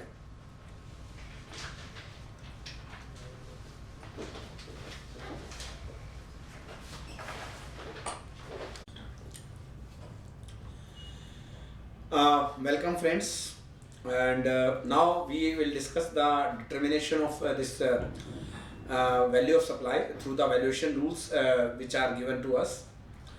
My dear friend, as we are discussing that why the valuation rules came into the picture, there are the 3 obvious reasons. One, when whatever the consideration I am getting is not the sole consideration. So I have received certain consideration in cash, certain consideration in kind. So certainly to value that consideration which I have received in kind, we need to value that how much is the value of the TV which I receive along with the audit fee, along with the consultancy charges. I need to evaluate, I need to value that. Accordingly, I have to pay the GST. B, that myself and yourself are related with each other, whether it is the relation of an employer or employee, whether it is a relation of associated enterprises, whether it is a relation of a holding or a subsidiary, or whether it is a relation of a principal or an agent. Then I have to see that what will be the correct value. And then there is another aspect, that is a special case of a activities. Say for example, the activity of a authorized money changer, the activity of a insurer. Now, my dear friend, I will not be touching with the activity of a insurer, activity of a money changer, because the same is a very kind of a simply tabular form. Everything is there available in the law, so nothing is there, but only we have to see that which rate will be applicable on my activity. So I will not be touching that aspect. But when we are talking about the two aspect, that the activity where the money is not the sole consideration, I will be touching. And B, that we are both related with each other, then in that case how the value will be arrived. Now my dear friend, coming to the first case, that value of supply of goods or service where the consideration is not wholly in money. And for that we have a rule 1, and which says that where the supply of goods or service is for a consideration not wholly in money, the value of supply shall be the open market value of such supply. Yesterday, please remember, we discussed the open market value, and in the case of a open market value, we discussed the three aspects.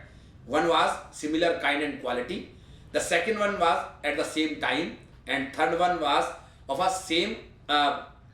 same commercial level. So my dear friend, in case I am doing a consultancy services, and along with the 10,000 rupees I received a television set in consideration, then what the clause A is saying of the rule A, that is be the open market value. So I have to see the value of that television set in an open market value, and the open market value will be basis on the three aspect. That A, that of a similar kind and quality. So if you are giving me a Panasonic TV or a Sony TV or of X or YZ brand, the similar TV, if I will go to in the market to purchase, how much will cost that? And that we have to understand of a similar like and quality. So if I am buying for 23 inch, I am getting a 23 inch TV. So I have to see the 23 inch TV of a same make and brand, A, B, on the same date. Say for example, within the same period, say for example, I am getting a television set on the 10th of July. So the government will be interested to see the rate of the television set of 23 inch on the 10th of July and see that if I am buying a single TV, because there may be a difference of rate when I am buying the 100 piece of TV or I am buying in a credit mode or a vis-a-vis the cash mode. So at the same commercial level, on the same approximately the same date or at the same time, and with the same similar kind and quality, I have to see that what will be the rate of that television set, and that rate will be the rate. Start. Can I? Yes. So friends, there was a power failure, so there was a problem, and I believe that each one of you is now in a position to see the live presentation. My dear friend, we were discussing that why this valuation rules are there. I mentioned you that there are the three obvious reasons. A, that price is not the sole consideration. B, we are related with each other. And C, there are the certain unique activities like a authorized money changer where we need some valuation rules to guide us that how value will be arrived. And in the first rule, which is dealing with the case when the consideration is not wholly in money, they are saying that the value of the supply shall be. So in case I am getting a television set along with the consultancy charges, say for example 10,000 rupees, I am getting a 23 inch television set of a X brand, then they are saying the value of the supply shall be the open market value of such supply. So how it will be open market value, I have explained you, so I am not touching the again. And then he is saying that if the open market value is also not available, then he is saying be the sum total of consideration in money and any such further amount in money as is equivalent to the consideration not in money if such amount is known at the time of supply. So he is saying that in case if the open market value is not available, but you are aware that how much is the value of that consideration, so that we have to add into my value, and accordingly that will be subject to the GST. So I read once again the clause B. If the open market value is not available, be the sum total of consideration in money and such further amount in money as is equivalent to the consideration. So whatever the equivalent amount of money in equivalent to that consideration, so that will be added into my value, and that will be a kind of a consideration on which the GST will be applicable.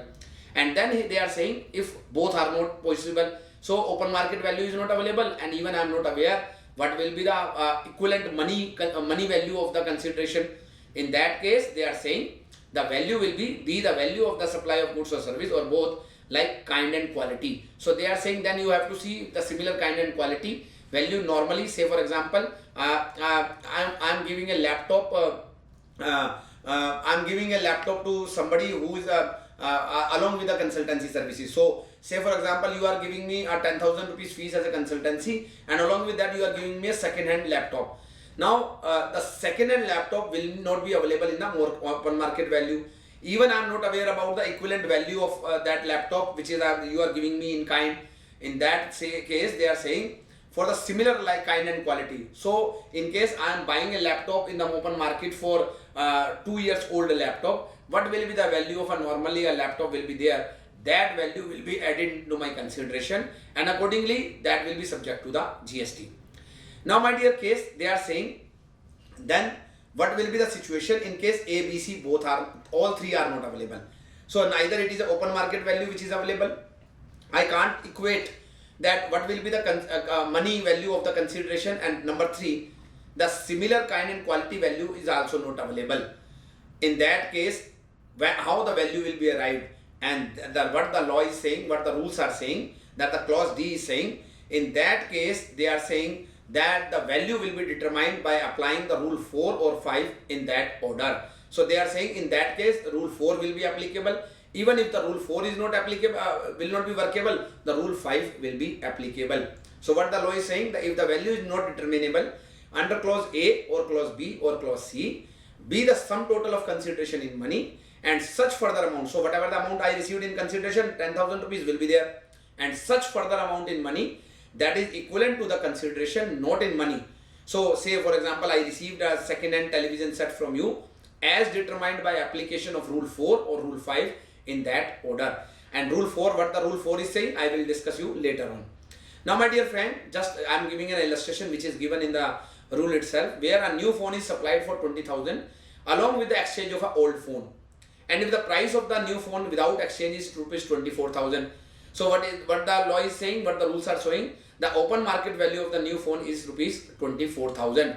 So you are getting a exchange case that 4,000 rupees is the value of the old phone. Then practically you are supplying the phone for 20,000 rupees in exchange of an old phone, and the price of the new phone is without exchange is 24,000. In that case, the open market value of the new phone will be 24,000 rupees. The second case is where a laptop is supplied for rupees 40,000 along with a barter of printer. So you are giving me a printer and I am supplying you a laptop for 40,000 rupees. That is manufactured by the recipient and the value of the printer known at the time of supply is 4,000 rupees.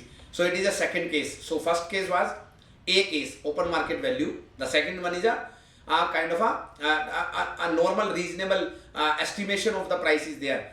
So they are saying at the time of supply is rupees 4,000, but the open market value of the laptop is not known. So what the law will say that it will be 44,000 rupees because it is a barter. So I charge 40,000 from you, and you provided me a printer along with the 40,000 rupees. So likewise, like I mentioned in the case of a consultancy, I am charging 10,000 rupees, and along with that you will give me a second-hand television set. How much will be the value? Likewise, in this case, I am supplying a laptop to you, and you are paying me 40,000 rupees, and a second-hand printer you are giving it to me. And for the printer, I have estimated that the value of the printer will be 4,000 rupees. So practically my value of the supply of laptop will be 40,000 you have paid to me, and 4,000 is the printer value, that is 44,000 rupees. Now my dear friend, the second rule. Now my dear friend, the rule 2 is what the rule 2 is saying. The value of supply of goods or services or both between the distinct or a related person other than through an agent. So now my dear friend, in case I am receiving the consideration in kind, we have already discussed that how you will be able to arrive the value. The price is not the sole consideration. I am receiving certain consideration in kind. How the value will be arrived, I have discussed with you. Now coming to the activity where myself and yourself are related with each other, then how the value will be arrived. And the rule 2 saying that I am sharing you the value, that how the value will be arrived, but there are the two class of related person. One is agent and one is other than agent. Now rule 2 is in relation to other than agent. Now the value of supply of goods or service or both between distinct or a related person. Distinct means between a head office and the branch. So between the head office and branch, between the two branches. So as we had discussed yesterday, what is the meaning of a distinct person? The distinct person meaning thereby a single pen having the two different branches, two different registration will be called as a distinct person, and the related person I have discussed with you, but they are saying other than through an agent. So for agent we will discuss the separate rule. For other than agent, all the related person will classify into this rule 2. Now my dear friend, what the rules is saying, the value of the supply of goods or service or both between the distinct person as specified in subsection 4 and subsection 5 of section 25, as I already discussed with you, where the supplier and recipient are related other than where the supply is made through an agent shall. Now how the value will be arrived? Be the open market value, which we have already discussed in length to you, so I am not touching. Then B, if open market value is not available, be the value of supply of goods or service of a like kind and quality. So we have already discussed what is the meaning of a like and quality, and then he is saying if the value is not determinable under clause A or B, be the value as determined in the application of rule 4 or rule 5 in that order. So first we have to go to the rule 4 and then we have to go to the rule 5. In that order only we have to apply these rules to determine the value of my supply. Now my dear friend, then we have a next proviso, that proviso where the recipient is eligible for a full input tax credit. The value declared in the invoice shall be deemed to be the open market value of goods or service. What it means?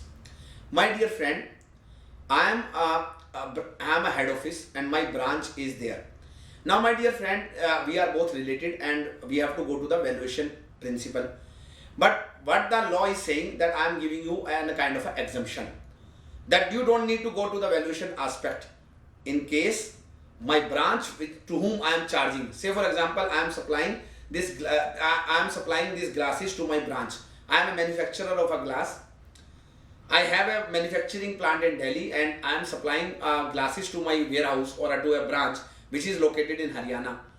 Now normally the glass value is rupees 10,000 rupees, but say for example I am supplying these glasses to my branch for rupees 8,000. Now what the rule is saying, that because we are both related, we have to go to the similar kind and quality, open market value and everything.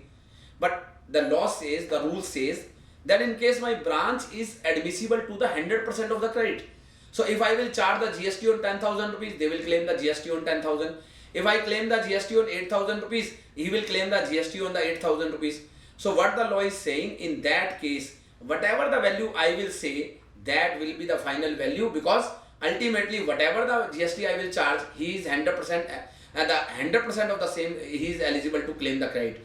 But in case he is not eligible to claim the 100% of the credit, meaning thereby he is dealing in the taxable and exempted, in that case this rule 2 will be applicable and there will not be any exemption or there will not be any exclusion clause available from the rule 2. So now read the proviso. Provided where the recipient is eligible, recipient means my branch, is eligible for full input tax credit. So there is no proportionate method which will be applicable on my branch. The value declared in the invoice. Who will declare the invoice value? Myself. I am a head office. Shall be deemed to be the open market value of goods or services. So he is saying that the open market value. So between the two related person, two distinct person, how the value will be the open market value, or if the market value is not available, similar kind and quality. So what he is saying, that if you are eligible for a 100% credit, so whatever value I will charge, it will be the open market value for the purpose of this valuation under the rule 2. Now my dear friend, I am giving you an example where a mobile phone is available in the market and the price is not available, and at the same time another mobile is available on the other brand is available in the same configuration amounting to rupees 30,000, then the value of mobile phone will be 30,000. So similar kind and quality, it is an example of a second case, that is 2b, rule 2b, that in case the open market value is not available, the similar kind and quality mobile is available for 30,000, then the value of my mobile will also be 30,000. Now my dear friend, coming to the second related person category, that is the that is between a principal and a agent. Now my dear friend, in case of activities between the principal and agent, the earlier rule was in relation to other than, so that was also for related person, this is also for related person, but that rule was other than the agent, all the related person other than the agent, and this rule is for the agent, related person and as an agent. Now my dear friend, they are saying that the value of supply shall be the open market value of the goods being supplied. So whatever the open market value is there, I am charged from the agent, that will be the value, or at the option of the supplier, so it is my option, be 90% of the price charged for the supply of goods. So whatever 90% of the price charged for the supply of goods of like kind and quality by the recipient to his customer, not being a related person, where the goods are intended for further supply by the recipient. So what the law is saying, that in case it is open market value, it's fine, but at the option of the supplier, say for example, you are my agent, X is my agent, I am supplying a goods of rupees 1 lakh to him. Normally I am also giving the same goods to Mr. Y for rupees 1 lakh. So at the option of my supplier, I can say no, 10%, that is 90% will be the value. So he is saying that okay, 90,000 rupees will be the value in case I am supplying the same goods to the agent of a similar kind and quality. So what is happening, there will be a practically a 10% value addition, 10% margin, which will be allowed to given to the agent, because agent and myself are the two distinct person, they are though related, but that both are separately legally registered with the GST department. So what the law is saying, that in case you are supplying to the agent, if you are, it is a open market value, that will be there, but in case of between a principal and agent, I will have an option that in case I am supplying to an unrelated person for rupees 1 lakh, I can supply the same goods to my agent at the 90% value which I am normally charging from the open market. So now take an example where a principal supplies groundnut to his agent and the agent is supplying groundnut of a like kind and quality in subsequent supply at a price of rupees 5,000 per quintal. So normally what is happening, the agent is saying that I will be supplying this groundnut for rupees 5,000 in a subsequent sale. Another independent supplier is supplying groundnut of like kind and quality of the said agent at the price of rupees 4,550 rupees per quintal. The value of supply made by the principal shall be 4,550 rupees per quintal, that is similar kind and quality. So I am, say for example, I am supplying my agent a quintal of groundnuts. Now what will be the price which I am supposed to charge from my agent? What will be the value of my supplier? They are saying the similar kind and quality. So agent, say for example, agent is associated with somebody else also, and now the somebody is supplying that groundnut of to the agent for 4,550. So that is similar kind and quality. So A will be the similar kind and quality which is being supplied by somebody else to the agent, and B, because 5,000 is the price which is the subsequent supply. So agent is selling that groundnut for 5,000 rupees in the open market as a subsequent supply, the 90% of the same, that is 4,500 rupees per quintal. So it will be the option of the supplier that I should charge 4,550 which is being supplied by somebody else, or the 90% of the MRP, say for example MRP, or the 5,000, whatever the subsequent sale. So say for example, agent is selling the product for 5,000 rupees. So I can provide the same quantity to the agent at the rate of 90% of the normal price which is he is selling in the market, that is 4,500 rupees. Now my dear friend, what the law is saying, the rule is saying that in case of a 3B, where the value of supply is not determinable under clause A. So it is very difficult that open market value is not available, or I am not aware that how to charge 90% on all these things. Again they are saying that the rule 4 and rule 5 in that order will be applicable. So first you have to apply rule 4 and then you have to apply the rule 5. Now my dear friend, every time we are saying rule 4, rule 5, from the first rule itself we are saying that if you are not in a position to calculate the value, you have to go for the rule 4 and rule 5. Now let us understand what is rule 4. Now my dear friend, the rule 4 is saying the value of supply of goods or service or both based on the cost. Now what the say is saying, where the value of supply of goods or service or both is not determinable by any of the preceding rules. So 1, 2, 3 all are failed. The value shall be 110% of the cost of production or manufacture or cost of acquisition of such goods or cost of provision of such services. So say for example, both of us are related. There is no market value available. Say for example, I am providing an opinion to you. Now there is no market value available. There is no similar kind and quality is there. There is no comparison available. There is no barter system. There is no open, nothing is there. Then how you will arrive the value? What the law is saying, in that case it will be the 110%, that is of the my cost of provision of my services, or the cost of production, or the cost of manufacturing. You'll take an example. The cost of production of a supply is 50,000. There is no market value, the open market value. There is no similar kind and quality. There is no method that we can calculate the value of my supply. In that case they are saying it will be the 110% of the cost of manufacturing, that is 10% extra from the cost of production. If the cost is 50,000, the value will be 50,000 plus 10%, 5,000, that is 55,000 rupees. Now my dear friend, the last method, that is residual method for the determination of value of goods or services or both. And what the rule is saying, where the value of the supply of goods or service cannot be determined under rule 1 to 4, the same shall be determined using the reasonable means.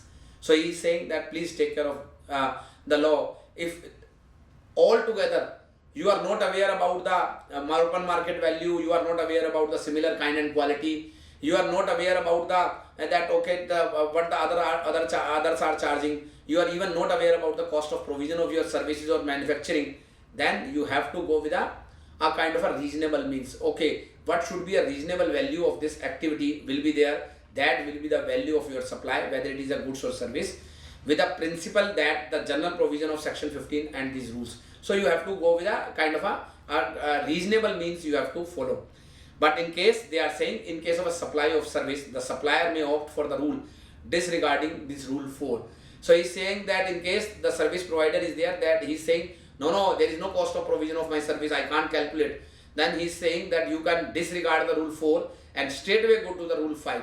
So in case of a supplier of service, it will be either rule 1, that is the valuation will be there. So whatever amount you are charging, say 10,000 rupees, that will be the value of your supply. But in case there is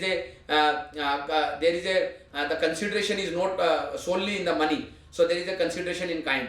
In that case, supplier of service has to go with the rule 1, that you have to go with the open market value, similar kind and quality. But in case that is not being achieved, in that case he can go directly to the reasonable means rather than going to the cost of provision of services. He will have this kind of an option available.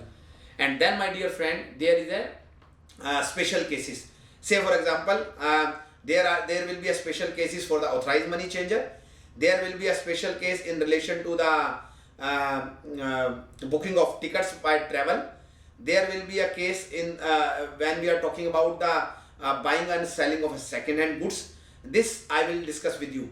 Where a taxable supply is provided by a person, I am on the second-hand goods aspect. They are saying that where a taxable supply is provided by a person dealing in buying and selling of second-hand goods, that is used goods or as such, or after some minor processing which does not change the nature of a goods, and where no input tax credit has been availed on purchase of such goods, the value of supply shall be the difference between the selling price and the purchase price, and where the value of supply is negative, it shall be ignored. So it is talking about the junk dealer. Say for example, somebody is buying second-hand goods, somebody is then selling the second-hand goods. He is not in a business of taking credit and then passing on the claiming the tax from somebody. So he is saying that, say for example, I am buying the newspaper a second-hand newspaper for rupees 10 and then I'm selling the same to rupees 11. So 1 rupees will be the value in that case, in case I am not claiming any credit of the same. Then my dear friends, there are the special cases when we are selling some tokens, some voucher, coupon or a stamp for which there is a special provision. And then we have certain provisions in case I am acting as a pure agent. So my dear friends, I am not touching the concept of a pure agent, which is already there in the provision of service tax, and all we are discussing about the concept of pure agent. So let us leave this pure agent concept, which is already you are fully aware. And in case you have any query, you may mail me that okay, this is a query which I could not answer you, and we have the queries which we are getting. And the last one is about the exchange of currency, and then they have given certain explanation that what will be the open market value. I have mentioned yesterday also, and the supply of goods or service or both like and kind and quality is also being shared with all of you. Now my dear friend, coming to the next next topic for all of us, that is the input credit, which is a schedule for today. We have already running behind the schedule, so my vision will be to at least discuss you some aspect of the this input tax credit. Please give me a minute time that I will be opening a slide for your benefit. I should be linked with your should be linked with you as a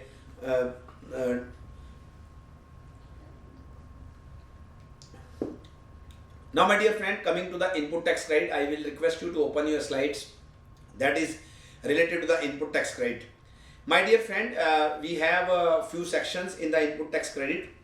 I will be taking few sections in the input tax credit within the next around 25 minutes so that we can complete some of the provision related to input tax credit. I cannot touch each and every aspect, and then I will be taking your question and answer.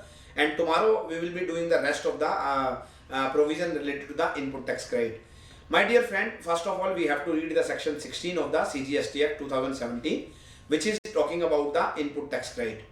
Now, my dear friend, what the law is saying, every registered person shall, subject to such condition and restriction as may be prescribed, be entitled to take credit of input tax charged on any supply of goods or service or both, which are used or intended to be used in the course of furtherance of this business, and the sent amount shall be credited to the electronic credit ledger of such person. So what he is saying that you are eligible to claim the input tax credit on any supply of services being received by you, whether it is a service or a goods, with a condition that should have been used for the furtherance of your business. And then he is saying that what the law is saying, that notwithstanding anything contained in this section, no registered person shall be entitled to credit entitled to the credit of any input tax in respect of any supply of goods or service or both of him, unless he is in a position. So now they are saying there are the 4 conditions that if you want to claim the credit, you have to fulfill the 4 conditions.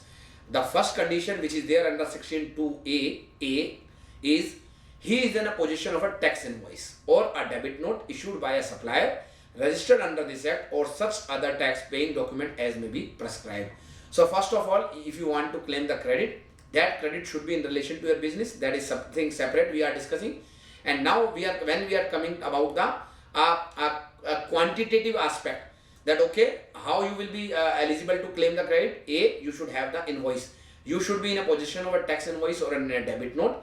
B, he has received the goods or services or both. So it is not the case that okay, only you receive the invoice and on the basis of that you will be eligible to claim the credit. It should be that you have received the goods or services or both as well. And then C, subject to the provision of section 41, the tax charge in respect of such supply has been actually paid to the government either in cash or through utilization of input credit admissible in respect of said supply. So what he is saying, that the supplier who has charged the GST from you must have deposited that GST to the government exchequer. So what the third condition is there, I will be discussing you the explanation on the second later on, but I will come back to you. But the third condition is there, that the subject to the provision of section 41, the tax charge in respect of such supply. So say example, I am a supplier to you So whatever the tax I have been charged from you has been actually paid to the government. So that tax I should have been paid to the government either in cash or through utilization. So how you will be able to know?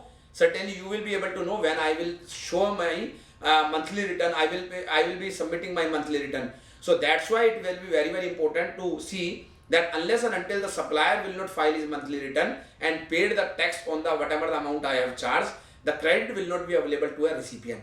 So what the law is saying, that either in cash or through utilization of input credit. So either I have paid in cash or through credit, that is immaterial. And then D, he has furnished the return under section 39, that is monthly return. So my dear friend, what I am trying to convey you, that if you want to see that when the credit will be admissible to you under the section 16 of the CGST Act, 4 conditions are there. A, you should have the invoice available with you. B, you should have the goods, you should have received the goods or services whatever the invoices are there. Number C, the supplier has paid the tax to the government. And number D, the supplier has filed the return under section 39. And now my dear, coming to the explanation to the clause 2, that is for the purpose of this clause, it shall be deemed, for the clause B, it shall be deemed that the registered person has received the goods where the goods are delivered by the supplier to a recipient or any other person on the direction of such registered person where acting as agent or otherwise before or during the movement of goods, either by way of transfer of documents of title to the goods or otherwise. It is something telling about even about the job worker.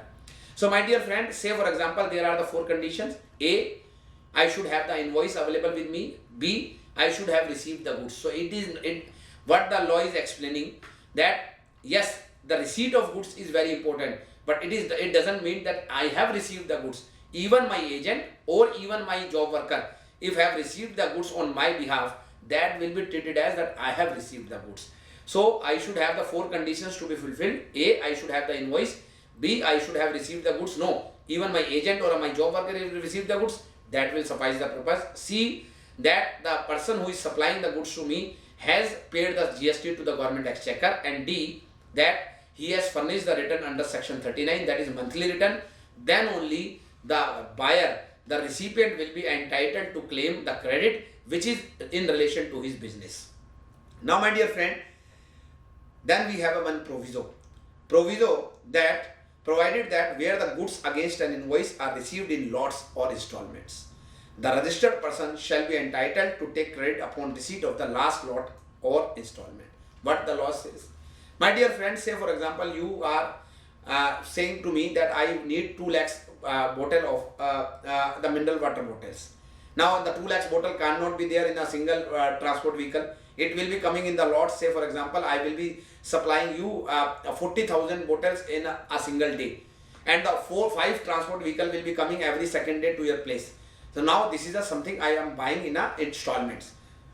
So what the law is saying, that if I am buying certain goods, the goods against an invoice are received in lots. So there is a single invoice of 2 lakhs bottle, but I am getting that bottles in lots or installment. Then the law is saying the registered person shall be entitled to take the credit upon receipt of the last lot or installment. Unless and until all the 5 transport vehicle come to my place, will I receive the goods. Unless and until that is not happening, I will not be entitled to claim the credit of this entire 2 lakhs water bottles which I have purchased. Now my dear friend, there is a second proviso, provided further that where a recipient fails to pay to the supplier of goods or service or both. This is similar to the provision of Rule 4, Sub-Rule 7 of the Senate Credit Rules 2004, where there is a provision of that you have to pay within 3 months from though you can claim the credit on an accrual basis. And if you are not paying within 3 months, you have to reverse the credit which I have already claimed. So the similar provision is there, provided further where a recipient fails to pay to the supplier of goods or service or both, other than the supplier on which tax is payable on reverse charge basis. So if you have to pay the GST on reverse charge, I am not talking about.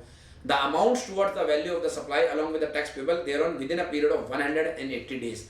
So if you are not paying 6 months, so what the law is saying, that if you want to claim the credit on an accrual basis, I supplied, say for example, I supplied the water bottles to you.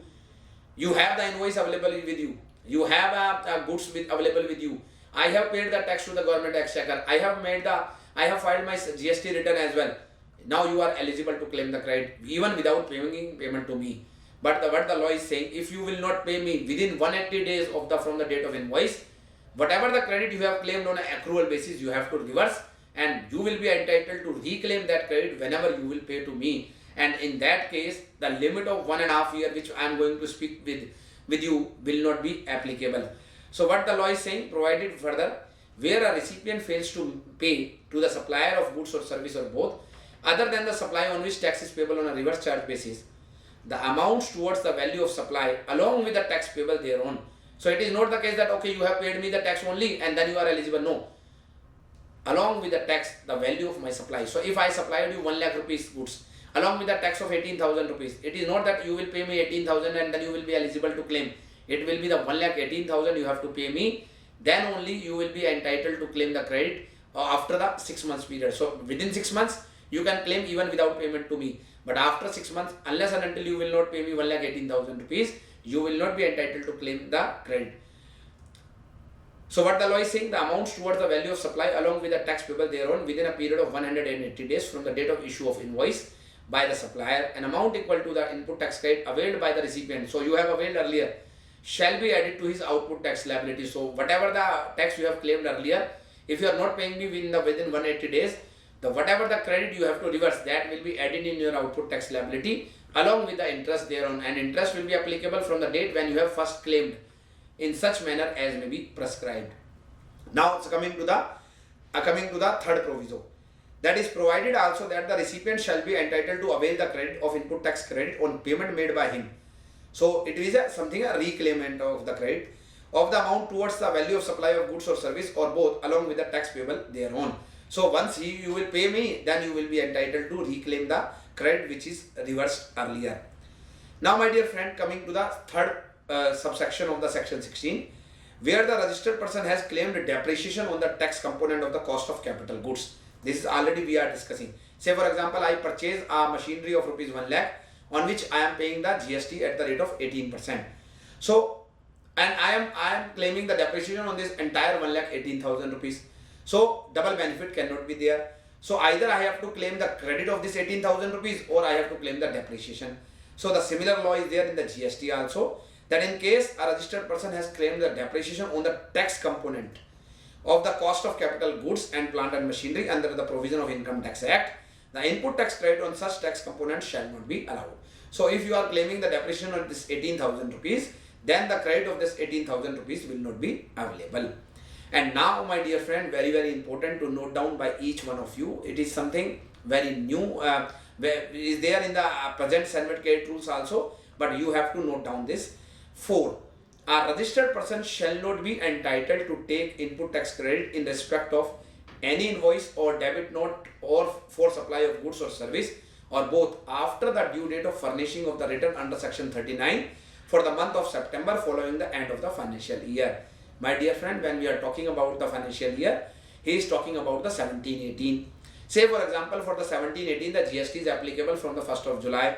So he is saying that whatever the invoices you are carrying in the month of in the financial year 17-18, the credit of the same first time, it is not about the second time credit, because it say for example, first you claim, then you have reversed and then you are reclaiming on the basis of the payment. No, it is not talking about that. It is saying the first time claim. So any invoice you have, any debit note you have to claim the credit of the same for the invoices pertaining to the financial year 17-18 before the filing of monthly return for the month of September 2018. So when the due date for the September 2018 return will be, that is 20th of October 2018. So he is saying that a registered person shall not be entitled to take input credit in respect of any invoice or debit note for supply of goods or service or both after the due date of furnishing the return, that is 20th of October, or to which such invoice or invoice relating to such debit note pertain to the furnishing the relevant annual return whichever is earlier, or the filing of the annual return whichever is earlier. So say example, you are aware that the filing of annual return, the due date for filing of an annual return is 31st December. But in case you are filed the annual return say in the month of August, then the eligibility to claim the credit of that invoice will reduce to the date of August, say for 31st August when you file the annual return. So what the law is saying, the eligibility to claim the credit on a particular invoice will be the earlier of the following two A 20th October, when the due date is there for the month of September, that the due date for monthly return for the month of September, or filing of annual return, whichever is earlier. So in case you are filing your early return, annual return on 31st December, the last date to claim the credit on the invoices issued in the financial year 2017-18 is 20th of October 2018.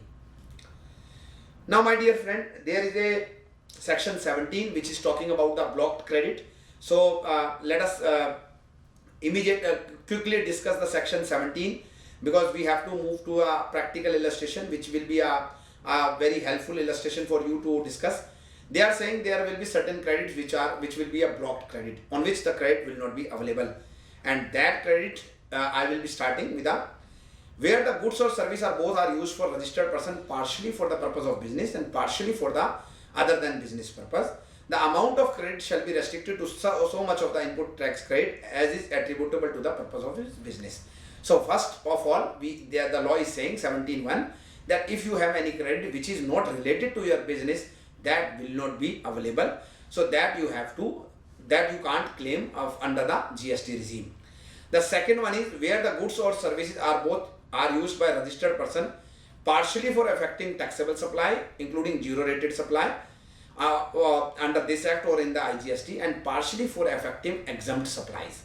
Under the said act, the amount of credit shall be restricted to so much of the input tax credit as is attributable to such taxable supply, including zero rated supply. So he is saying that if you have a credit which is partially for taxable, partially for exempted business, then only the credit which is related to your taxable business will be available. The credit which is related to the exempted business will not be available to you. So first we have reduced the credit which is not related to business. Second one, which is related to your exempt business. Then they are saying that the value of the exempt supply shall under subsection 2 shall be as such may be prescribed, and shall include supply on which the recipient is liable to pay tax on reverse charge basis, transaction in security, sale of land subject to clause B of the paragraph 5 of the schedule 2, that is sale of building. So what is saying that the exempt supply, when we are talking about that, there will be a taxable supply, there will be exempted supply, and you will be eligible to claim a proportionate credit, say for example for a taxable visa is exempted. So what he is saying, that exempt supply will include the supply on which the recipient is liable to pay tax on a reverse charge basis. So that will be an exempt supply. Number 2, the transaction on securities. So in case you are dealing in securities, 1% of that, so that will come later on, so you will read the explanation. So 1% of the transaction in security will be treated as exempt supply, and then sale of land. So 30% portion in case of a builder will be treated as an exempt supply. 30% you are aware, we discussed yesterday. And then coming to the fourth, that is 17(4), specifically in relation to the banking company or a financial institution, which is applicable for an NBFC. They are saying in case of a banking company is there, a financial institution including an NBFC is there, engaged in supply of service by way of accepting deposit, loans and advances, shall have the option either to apply with the provision of subsection 2, that proportionate credit, or avail every month an amount equal to 50% of the eligible credit of input capital goods and input service in that month, and the rest shall lapse. So what he is saying, either you go to the 17(2), that you claim the proportionate credit. 17(2) is equivalent to rule 6(3)(a), which is there in the standard credit rules. Or he is saying either you go for the 17(2) or 17(4) in case you are a banking company. And in case of a banking company, if you are going with the 17(4), you will claim whatever the credit is available in your books of accounts. The 50% you will claim, and 50% you have to reverse. Now my dear friend, they are saying provided once the option is exercised, it can't be withdrawn in the same financial year. Now my dear friend, they are saying that the provided further that the restriction of 50% shall not apply to the tax paid on supply made by one registered person to another registered person having the same permanent account number. So it is something talking about the branch transfer. So in case you are a branch transfer from one location to another location, that 50% credit, you have to carve out the credit which is related to your branch to branch. That will not be falling under the 50% category. That will be 100% available, but only the rest of the credit will be there on which the 50% clause will be applicable. Now my dear friend, coming to the 17(5). Now it is saying, not with anything contained in subsection 1 of the section 16, that and subsection 1 of the section 18, input credit shall not be available in respect of the following. What he is saying that you will be eligible to a credit which is related to your business. So what we read in the section 16.1, that if you have any input tax credit which is related to your furtherance of business, then the credit of the same will be available. But they are saying no, I will not allow you this credit even if that is related to your business. So that there are the certain clauses which are available. I am reading that clause one by one. One is motor vehicle. So they are saying the motor vehicle, if you are buying the motor vehicle, even if that is in relation to your business, I will not allow you the credit. So 16.1 saying that anything related to your business, credit is available. But now we have an exception clause in the 17.5 that okay, if you are buying the motor vehicle, I will not allow you the credit even if that is related to your business. But yes, there are the cases when the motor vehicle credit will also be available. Say for example, you are doing a further supply of such vehicle or conveyance. So you are, say for example, a trolley is there, you are supplying the motor vehicle in that transport of passenger, you are doing a transportation of passenger, then the credit of the motor vehicle be available. You are imparting training or driving, flying, navigation, so then the credit of the motor vehicle be available. In case of a transportation of goods, the credit of the motor vehicle will be available. So what the law is saying, that in case of a motor vehicle, first exception clause is a motor vehicle.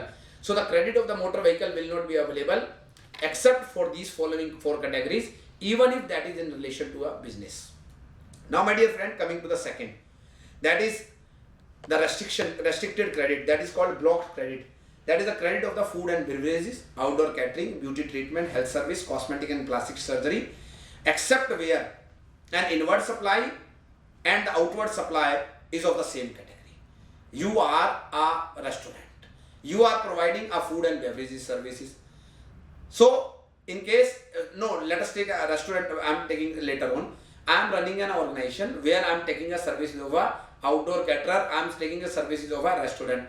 The credit of the outdoor caterer will not be available to me, as that is restricted under the clause 17.5, section 17 subclause 5, section 17 subsection 5, clause B. But in case I am an outdoor caterer, I am an outdoor caterer providing a service to you, and I am at the same time I am also receiving the services of outdoor caterer. In that case, he is saying what the law is saying. In case my inward supply of goods or services and the outward supply of goods and services are of the same category, then an outdoor caterer which is providing output service and taking the input services of outdoor caterer, then the credit of the outdoor caterer will be available. But in case my output supply will be there to a company which is not outdoor caterer, then that company cannot claim the credit of my outdoor catering services. Then the B2, membership of a club, health or fitness center, credit will not be available.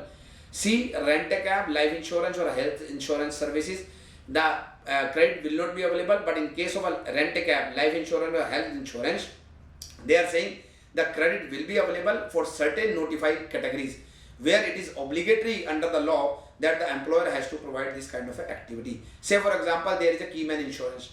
As per the law, if you have to take a keyman insurance policy, in that case, the credit of the keyman insurance policy will be available. If the law says, what is saying, the government notifies the service which are obligatory for an employer to provide to its employee under any law for the time being in force, then the credit of the above activity will be available. Now coming to the B part, such inward supply of goods or service or both of a particular category is used by a registered person for making an outward taxable supply of the same category of goods or service or both as a part of a taxable supply, as already discussed. Then the fourth blocked credit is travel benefit extended to an employee on occasions such as leave or home travel. So we are already discussed these all aspects in our Senate Credit Rules 2004. So nothing new is there, and the same way there is a blocked credit on the works contracts. So works contract service when supplied for a construction of immovable property, except where it is an input service for further supply of works contract service. You are a builder, you are taking over works contract service, and in further you are also providing the works contract service to your customer. Then the credit of the works contract service, that is subcontractor, will be available to you. But in case you are running a consultancy organization, you are getting constructed your office through a works contractor, then the credit of that works contract of a construction business will not be available to you. And then there is a next embargo. Next block credit is something about the goods or service or both received by a taxable person for a construction of immovable property on his own account, including when such goods or services are both are used in the furtherance of business. That we have already discussed. Now, my dear friend, the next embargo, next block credit is goods or service or both on which tax has been paid under section 10. That is something about the composition scheme. In case you are paying the tax under, you are taking the services from a person who is under the composition scheme, the credit of that tax, whatever the tax you have paid, will not be available to the recipient of a goods or services from a person who is supplying under the composition scheme. And then the goods or services or both received by a non-resident taxable person except on goods imported by him. So say for example a foreigner is coming to India and he is taking the goods from outside India, then he will be eligible to claim the refund, as you are going outside and you are getting a refund of the VAT paid. Say for example you are going to UK and you are coming back to India. So whatever the VAT paid in the city of London or in the UK, you are entitled to claim the refund of the same. Likewise, there is a provision under the section 17 subsection 5. Now my dear friends, then the next embargo is on the goods or service or both used for personal consumption. In case you are using any goods or services for a personal consumption, the credit of the same will not be available.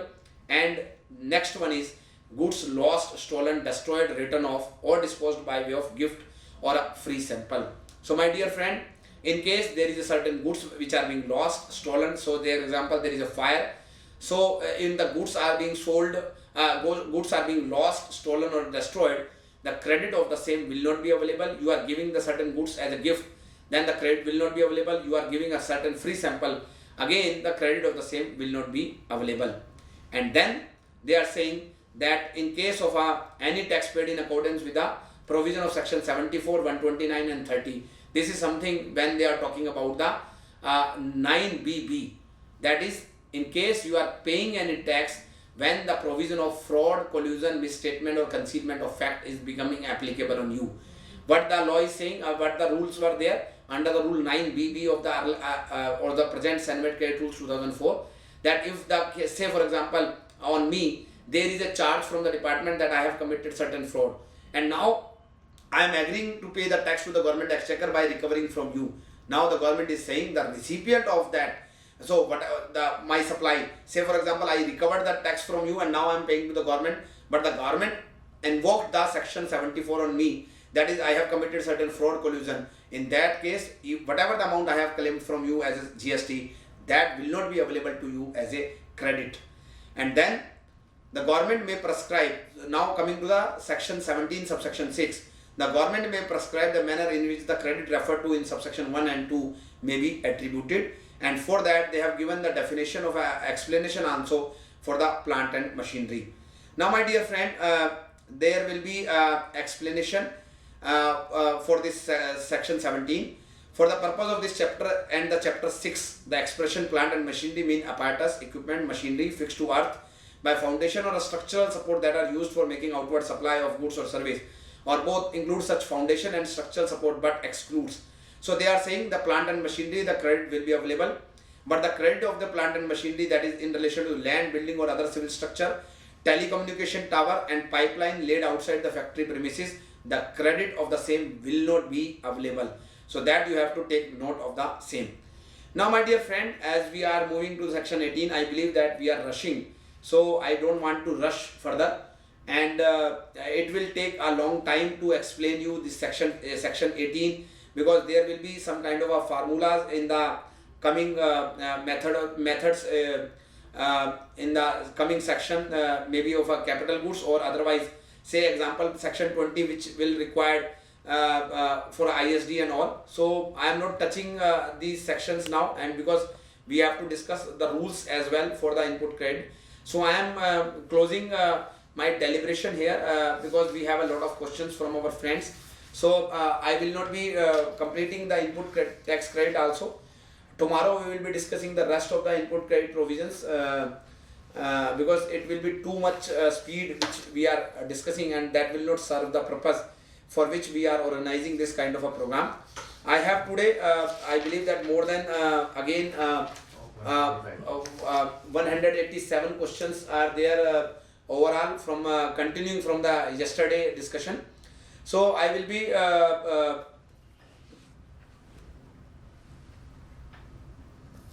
coming to the my presentation only, because in the question number in the first question there is a clause being referred by my friend. Just a second please. I will be closing down my presentation so that I can go to the relevant clause. Just a second please. Kindly refer page number 56 of 8th August. 8th May. What is the difference between scenario as depicted in illustration? Dear, I will try to revert you on the mail only, because you are talking about the yesterday presentation, so I will not be able to touch that today. The Neeraj Bansalji is saying, if sir, if there is a branch transfer within a state, you said it will not be taxable if all branches are centrally registered. The answer is yes. What would happen if they are not centrally registered? It will be subject to tax. Daljit ji is asking, if is interest received from FDR included in turnover or not? My dear friend, as we are talking about the interest, and the interest will not be subject to the GST, so it will not be included in the turnover. In GST also there are the two type of invoice, retail or tax. Yes, there will be a tax invoice, there will be an invoice for B2B, and there will be an invoice B2C. So accordingly, there will be the two type of invoices under the GST regime also. Hitangji is saying, sir, please clarify again as what would constitute movement of goods and what would not, especially on the example given by you on a plant and machinery with respect to section 31. My dear friend, you are aware that there are the certain goods which are movable and certain goods which are not movable. So any goods even at one point of time can be movable, and other point of time it cannot be. So there is no specific movement of goods is being explained under section 31 or otherwise in the GST law. If advance payment of rupees 1 lakh is received, an invoice raised for 95,000, then what will be the case? As I mentioned you, immediately the tax will be applicable. So the question, so again sir, there was a technical hitch. If advance payment of rupees 1 lakh is received, now my dear friend, because I raised the invoice over 95,000, I received a 1 lakh rupees, it is more than 1,000 rupees extra amount which I have received. So immediately on the payment being received of rupees 1 lakh, my liability of the rest of the 5,000 will accrue. 95,000 I assume is based on the invoice. The next question is, if Delhi is providing service to a customer in Delhi on behalf of Bangalore, Delhi will get consideration from Bangalore only, hence POS will be a point of supply. I will request my office to mark this question for a date when we will be discussing about the point of supply. So I am not touching question number 133. What if I made, Rajiv Sani ji is asking a question, what if I made payment of in advance by 6 months before receipt of goods, date of invoice, how my liability under reverse charge be determined? It will be on the date of payment. As I mentioned you, it will be on the date of payment, or from the date of invoice or the receipt of goods. So the moment I made the payment, it will be the GST liability will be there.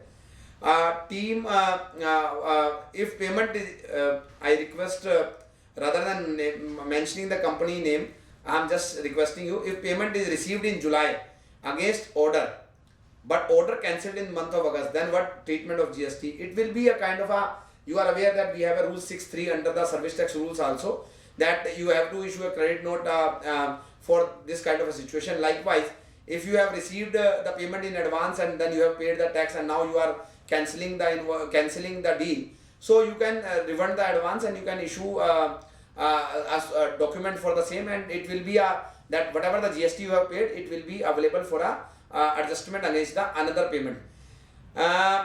What if payment is in excess? Already discussed.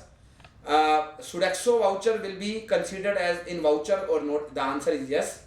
Vendor in bill to ship scenario, vendor raised an invoice on me. I don't understand the question. What if receipt of goods is on 1st of September and issue of invoice is on 1st of July, and payment is not made but the invoice is received on the 15th of September? What will be the time of supply under the reverse charge? So the time of supply will be on the basis of the invoice date within. So the invoice date is 1st of July. So your time of supply will be the 30 days from the 1st of July. So it will be on the 31st July, the point of time of supply will be there. If voucher will not be utilized in future, then the product will not be actually sold. But then what will be the tax treatment? In case the voucher is for identifiable supply, then you have to issue a credit note. In case the voucher is not for identifiable supply, then the issue will not be there. Can you explain any example under section 12.5? It is just to I just wish to update you. This is something they are talking about to evade any kind of a tax. Say for example, I am rendering the services but I am not reporting, but you have made the entry in the records that I have received these services. So just to evade, just to check on the evasion of tax, they have inserted this kind of a provision, and it will be based on the GSTR 2A and 2 and 2A.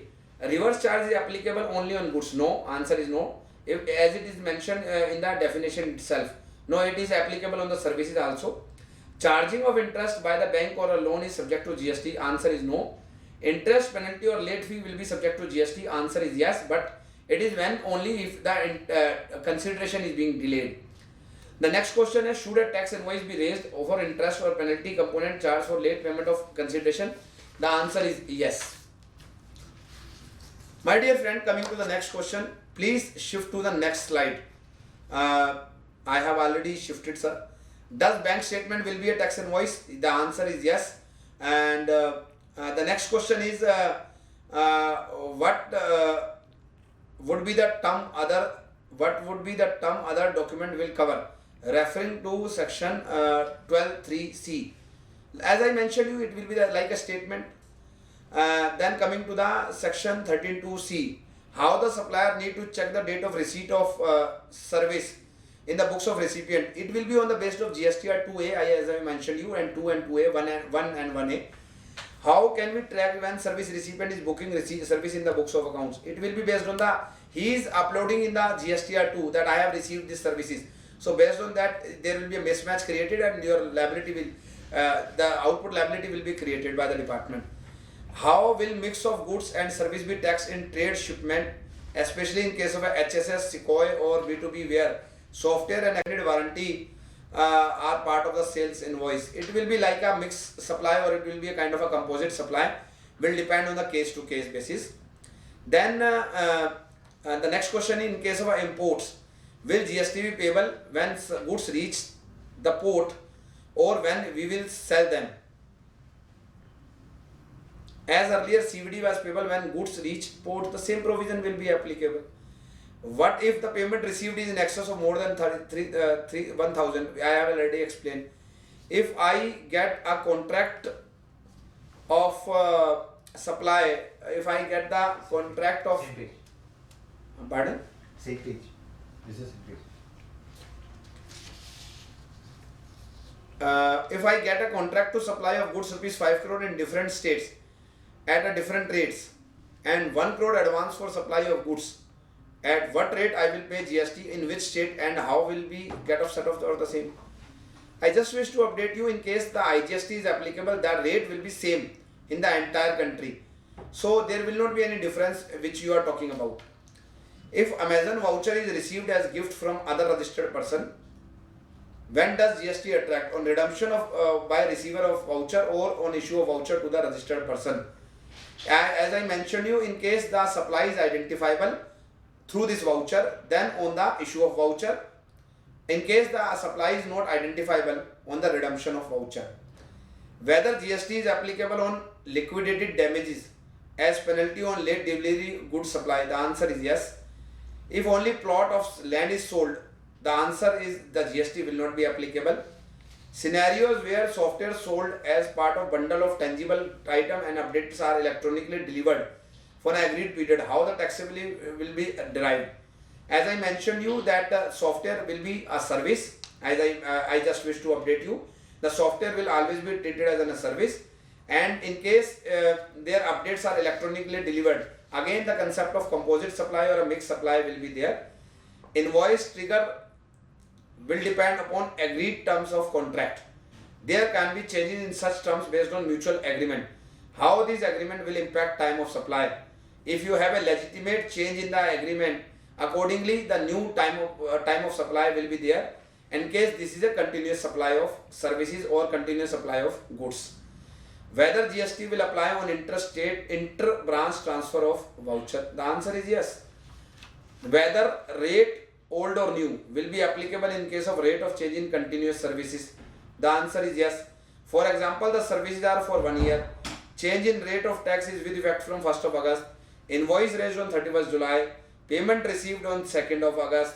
And service are for the period of 1st July to 30th of June. 1st July to 30th of June. You have given a wrong, Sunanda ji, you have given a wrong example. I just wish to update you. Say for example, the change of rate is on 1st of August. Invoice is raised on 31st July. So I believe that because of this continuous supply of services, the services are also completed on 31st of July. So practically 2 out of the 3 events are completed prior to the change in rate of tax. Accordingly, the old rate will be applicable. Now coming to the next question, that is, if tax invoice need to be issued for interest and penalty, whether there is any time limit to issue in the invoice, the same provision is applicable. That the moment the interest and penalty will accrue, so it will be a kind of a situation that the services are completed. So accordingly, within the time limit of a normal service, the time limit will be available for the interest and penalty also. Will out of pocket expenses will be part of value of supply? The answer is yes. GST treatment on discount given to customer post sale. Can we have no tax credit notes? I could not understand what is the meaning of a no tax credit notes. I just wish to update you that the post sales discount can be reduced, discounts can be claimed on the post sales discount also, but that will be based on the agreement which is linked to the invoice. Now coming to the next question from Neeraj Bansal. Reimbursement are subject to GST or not? The answer is yes. Reimbursements will be subject to GST. Whether issue of payment voucher date is mandatory, what could be the implication for not having the same? If you will not mention the date even on the invoice, what will happen? The same thing will happen in case of an issue of invoice voucher. So you have to, it will be a compulsory kind of a situation, otherwise there will be treated as a mala fide intention. The next question is, in value of taxable supply under section 15 subsection 2a, IGST is not specifically mentioned. It means IGST will be part of value of supply. No, it will not be there. It will be in the IGST Act, my dear. So when we are talking about, when we are reading the CGST Act, they mention the CGST Act. When you will read the IGST Act, they will mention the IGST Act. So please don't confuse in that situation. Is IGST applicable on used car dealer? Certainly it will be in case you have claimed the credit. Treatment of any item received in kind. Treatment of any item received in kind for all business target achieved with respect to sales. Mobile received for achieving business target. So in case you are getting any mobile for achieving target and the supplier of the mobile want to claim the same as a discount, then the process which I have mentioned you, that there should be an agreement prior to the supply or at the time of supply, that if you will achieve this target, I will be giving you a mobile. Then you have to come to the value of the mobile, that is separate. But that discount or that incentive can be reduced from the total value with the other condition that the buyer, the receiver of your supply is also reversing the credit, proportionate credit for which you are claiming the discount. Then Neeraj Bansal ji again asking a question. Do we need to revise the previous return to adjust the discount? No, it will not be there, because you will be issuing a debit note or credit note. So automatically that will be taken care. So for a discount, it will not be that you will be revising your return. It will only be that you will be issuing a debit note or a credit note, and on the basis of that you will be eligible to claim the credit of whatever the extra tax you have paid. Then the next question is there from Ankita. Currently, no company charge interest on delayed payment of consideration from its customer. Due to inclusion of this interest clause in GST, how relevant it is for the auditor to report receivable on which interest is not charged? No, it is not the case. If you are not charging the interest, there is no notional value which will be included in the in your supply and it will be subject to GST. No, it will not be there. If GST interact on cash discount post transaction is we reduce our turnover from yes. In case you are not paying the GST on the post discount, say for example your turnover is rupees 1 crore and you are later on giving a 10% discount to your buyer, so your turnover will be 90 lakhs only in case you want to claim the same, and proportionately the buyer also has to reduce his purchase by 10 lakhs rupees, so he will proportionately reverse the credit. Can credit and rebill invoice generated for internal purpose be treated as cancelled? Can credit and rebill invoice generated for internal purpose? There is no internal purpose invoices are there. What will be the treatment of goods returned before 6 months and above? This we will discuss in the transitional provision. There are the two different aspects. When we are talking about the normal aspect, any goods return from a B2B customer will be subject to GST, whether it is before or after the 6 months. And in case of a transitional provision, there are the two categories. One is a taxable product, one is exempted product. So we will discuss in the transitional provision that question number 175. We will discuss later on. Then question number 175, 6, 7. On Anand Bhardwaji mentioned the same question thrice. Question number 178. Software license are imported along with the equipment, with the hardware. However, hardware and LTU will have their separate values and will be classified separately. You have to see whether it is a mixed supply or a composite supply. In case this is a composite supply, so you have to charge the rate applicable on the principal supply. So if the hardware, say for example you are purchasing a camera, and camera can't be we can't operate the camera without the application of the camera, then the application which you are buying along with the camera is embedded with the purchase of camera and it will be a composite supply.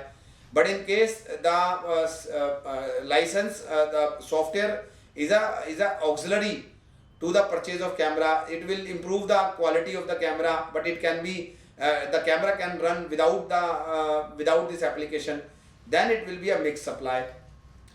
Whether advances which influence the price of the supply is in lower direction as compared to the price charged to the another buyer who has not given advance attract GST.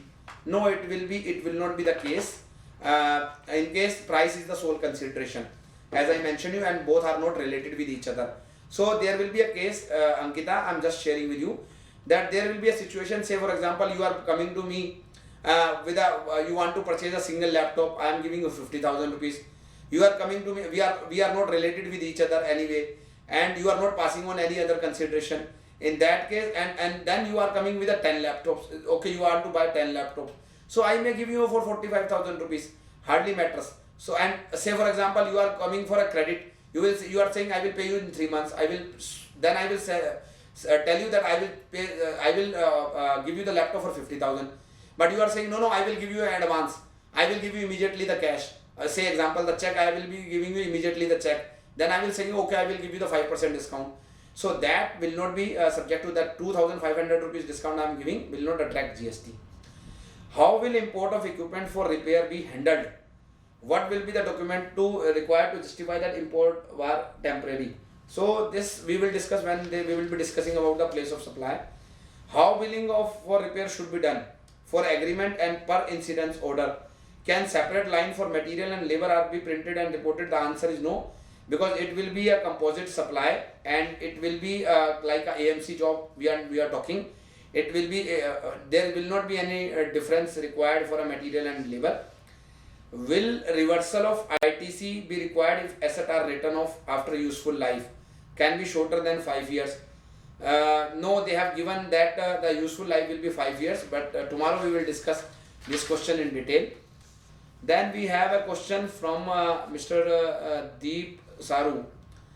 Please explain the scenario: advance taken but later on supply got cancelled. So we can issue a credit note and debit note, accordingly that can be adjusted. What all document required for shipment, tax implication, value for movement of goods, equipment domestically. We need the invoice and the waybill. Valuation guidance on movement of defective part from Delhi to Bangalore.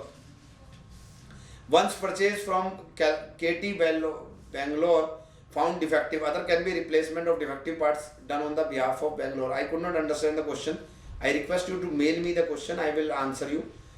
Then Tanish Chatterjee is asking a question. ITPO is organizing a business exhibition in India. ABC Limited books some place in exhibition for 1 lakh rupees. Thereafter, ABC sells space to MSME with unit XYZ Limited. ABC Limited will charge 10,000 rupees. ABC Limited books some space in exhibition for 1 lakh and then further sold to the XYZ. ABC will charge XYZ to 10,000 rupees and balance 90,000 will be reimbursed by to ABC Limited by the central government as subsidy on account of a promotional scheme. So as I mentioned that the subsidy received from government will not be subject to GST. In rule 1, value of service should be compared instead of value of TV received in lieu of money. In rule 1, value of service, in rule 1 there is no, value of service should be compared instead of value of TV received in lieu of money. My dear, as I explained you that if I am doing a consultancy services and you are giving me 10,000 rupees and along with that you are giving me a TV, then the value of TV will be, I have to arrive to the value of TV to include in the value of my services. Say for example 10,000 rupees is my value of, I received in money and 20,000 rupees is the value of TV. So the 30,000 rupees will be the value of my services which I offered to you and accordingly the GST will be applicable. So my dear friend, with this we will close today's session. It was today also a marathon session and I tried to complete as many topics as I can. But again with a caution that we have to understand the law in detail. We have receiving many queries even post 8 o'clock. My team is saying that I request to all of you that please try to raise the query as early as possible. But yes, there are obvious issues that if I am touching a point at 8:20, you can't raise the query before 8 o'clock. So that we have to adjust and I will request the team also to adjust the same. My dear friends, as I mentioned you that the tomorrow session, we plan that the tomorrow session will be from 5 to 8 p.m. But due to some urgency, I have certain kind of a emergency schedule is there, and for that my request to all of you that the tomorrow session will also be there from 6 to 9 p.m. only, and you please take note of this aspect. And even my team will be circulating a mail to all the readers and all the registered person that tomorrow session will be again from 6 to 9 p.m. rather than 5 to 8 p.m. and any inconvenience causing to you because of this change of 1 hour from 5 to 6 p.m. I have a please we will seek the apology for the same from all of you. And with this we conclude today's session, and thank you to all of you for having with us for the entire 3 hours. Today even we have a technical glitch for twice, but we will see that the technical glitch will not be there from tomorrow. And for the day, please take care of yourself. Thank you very much. Okay, sir. Cut.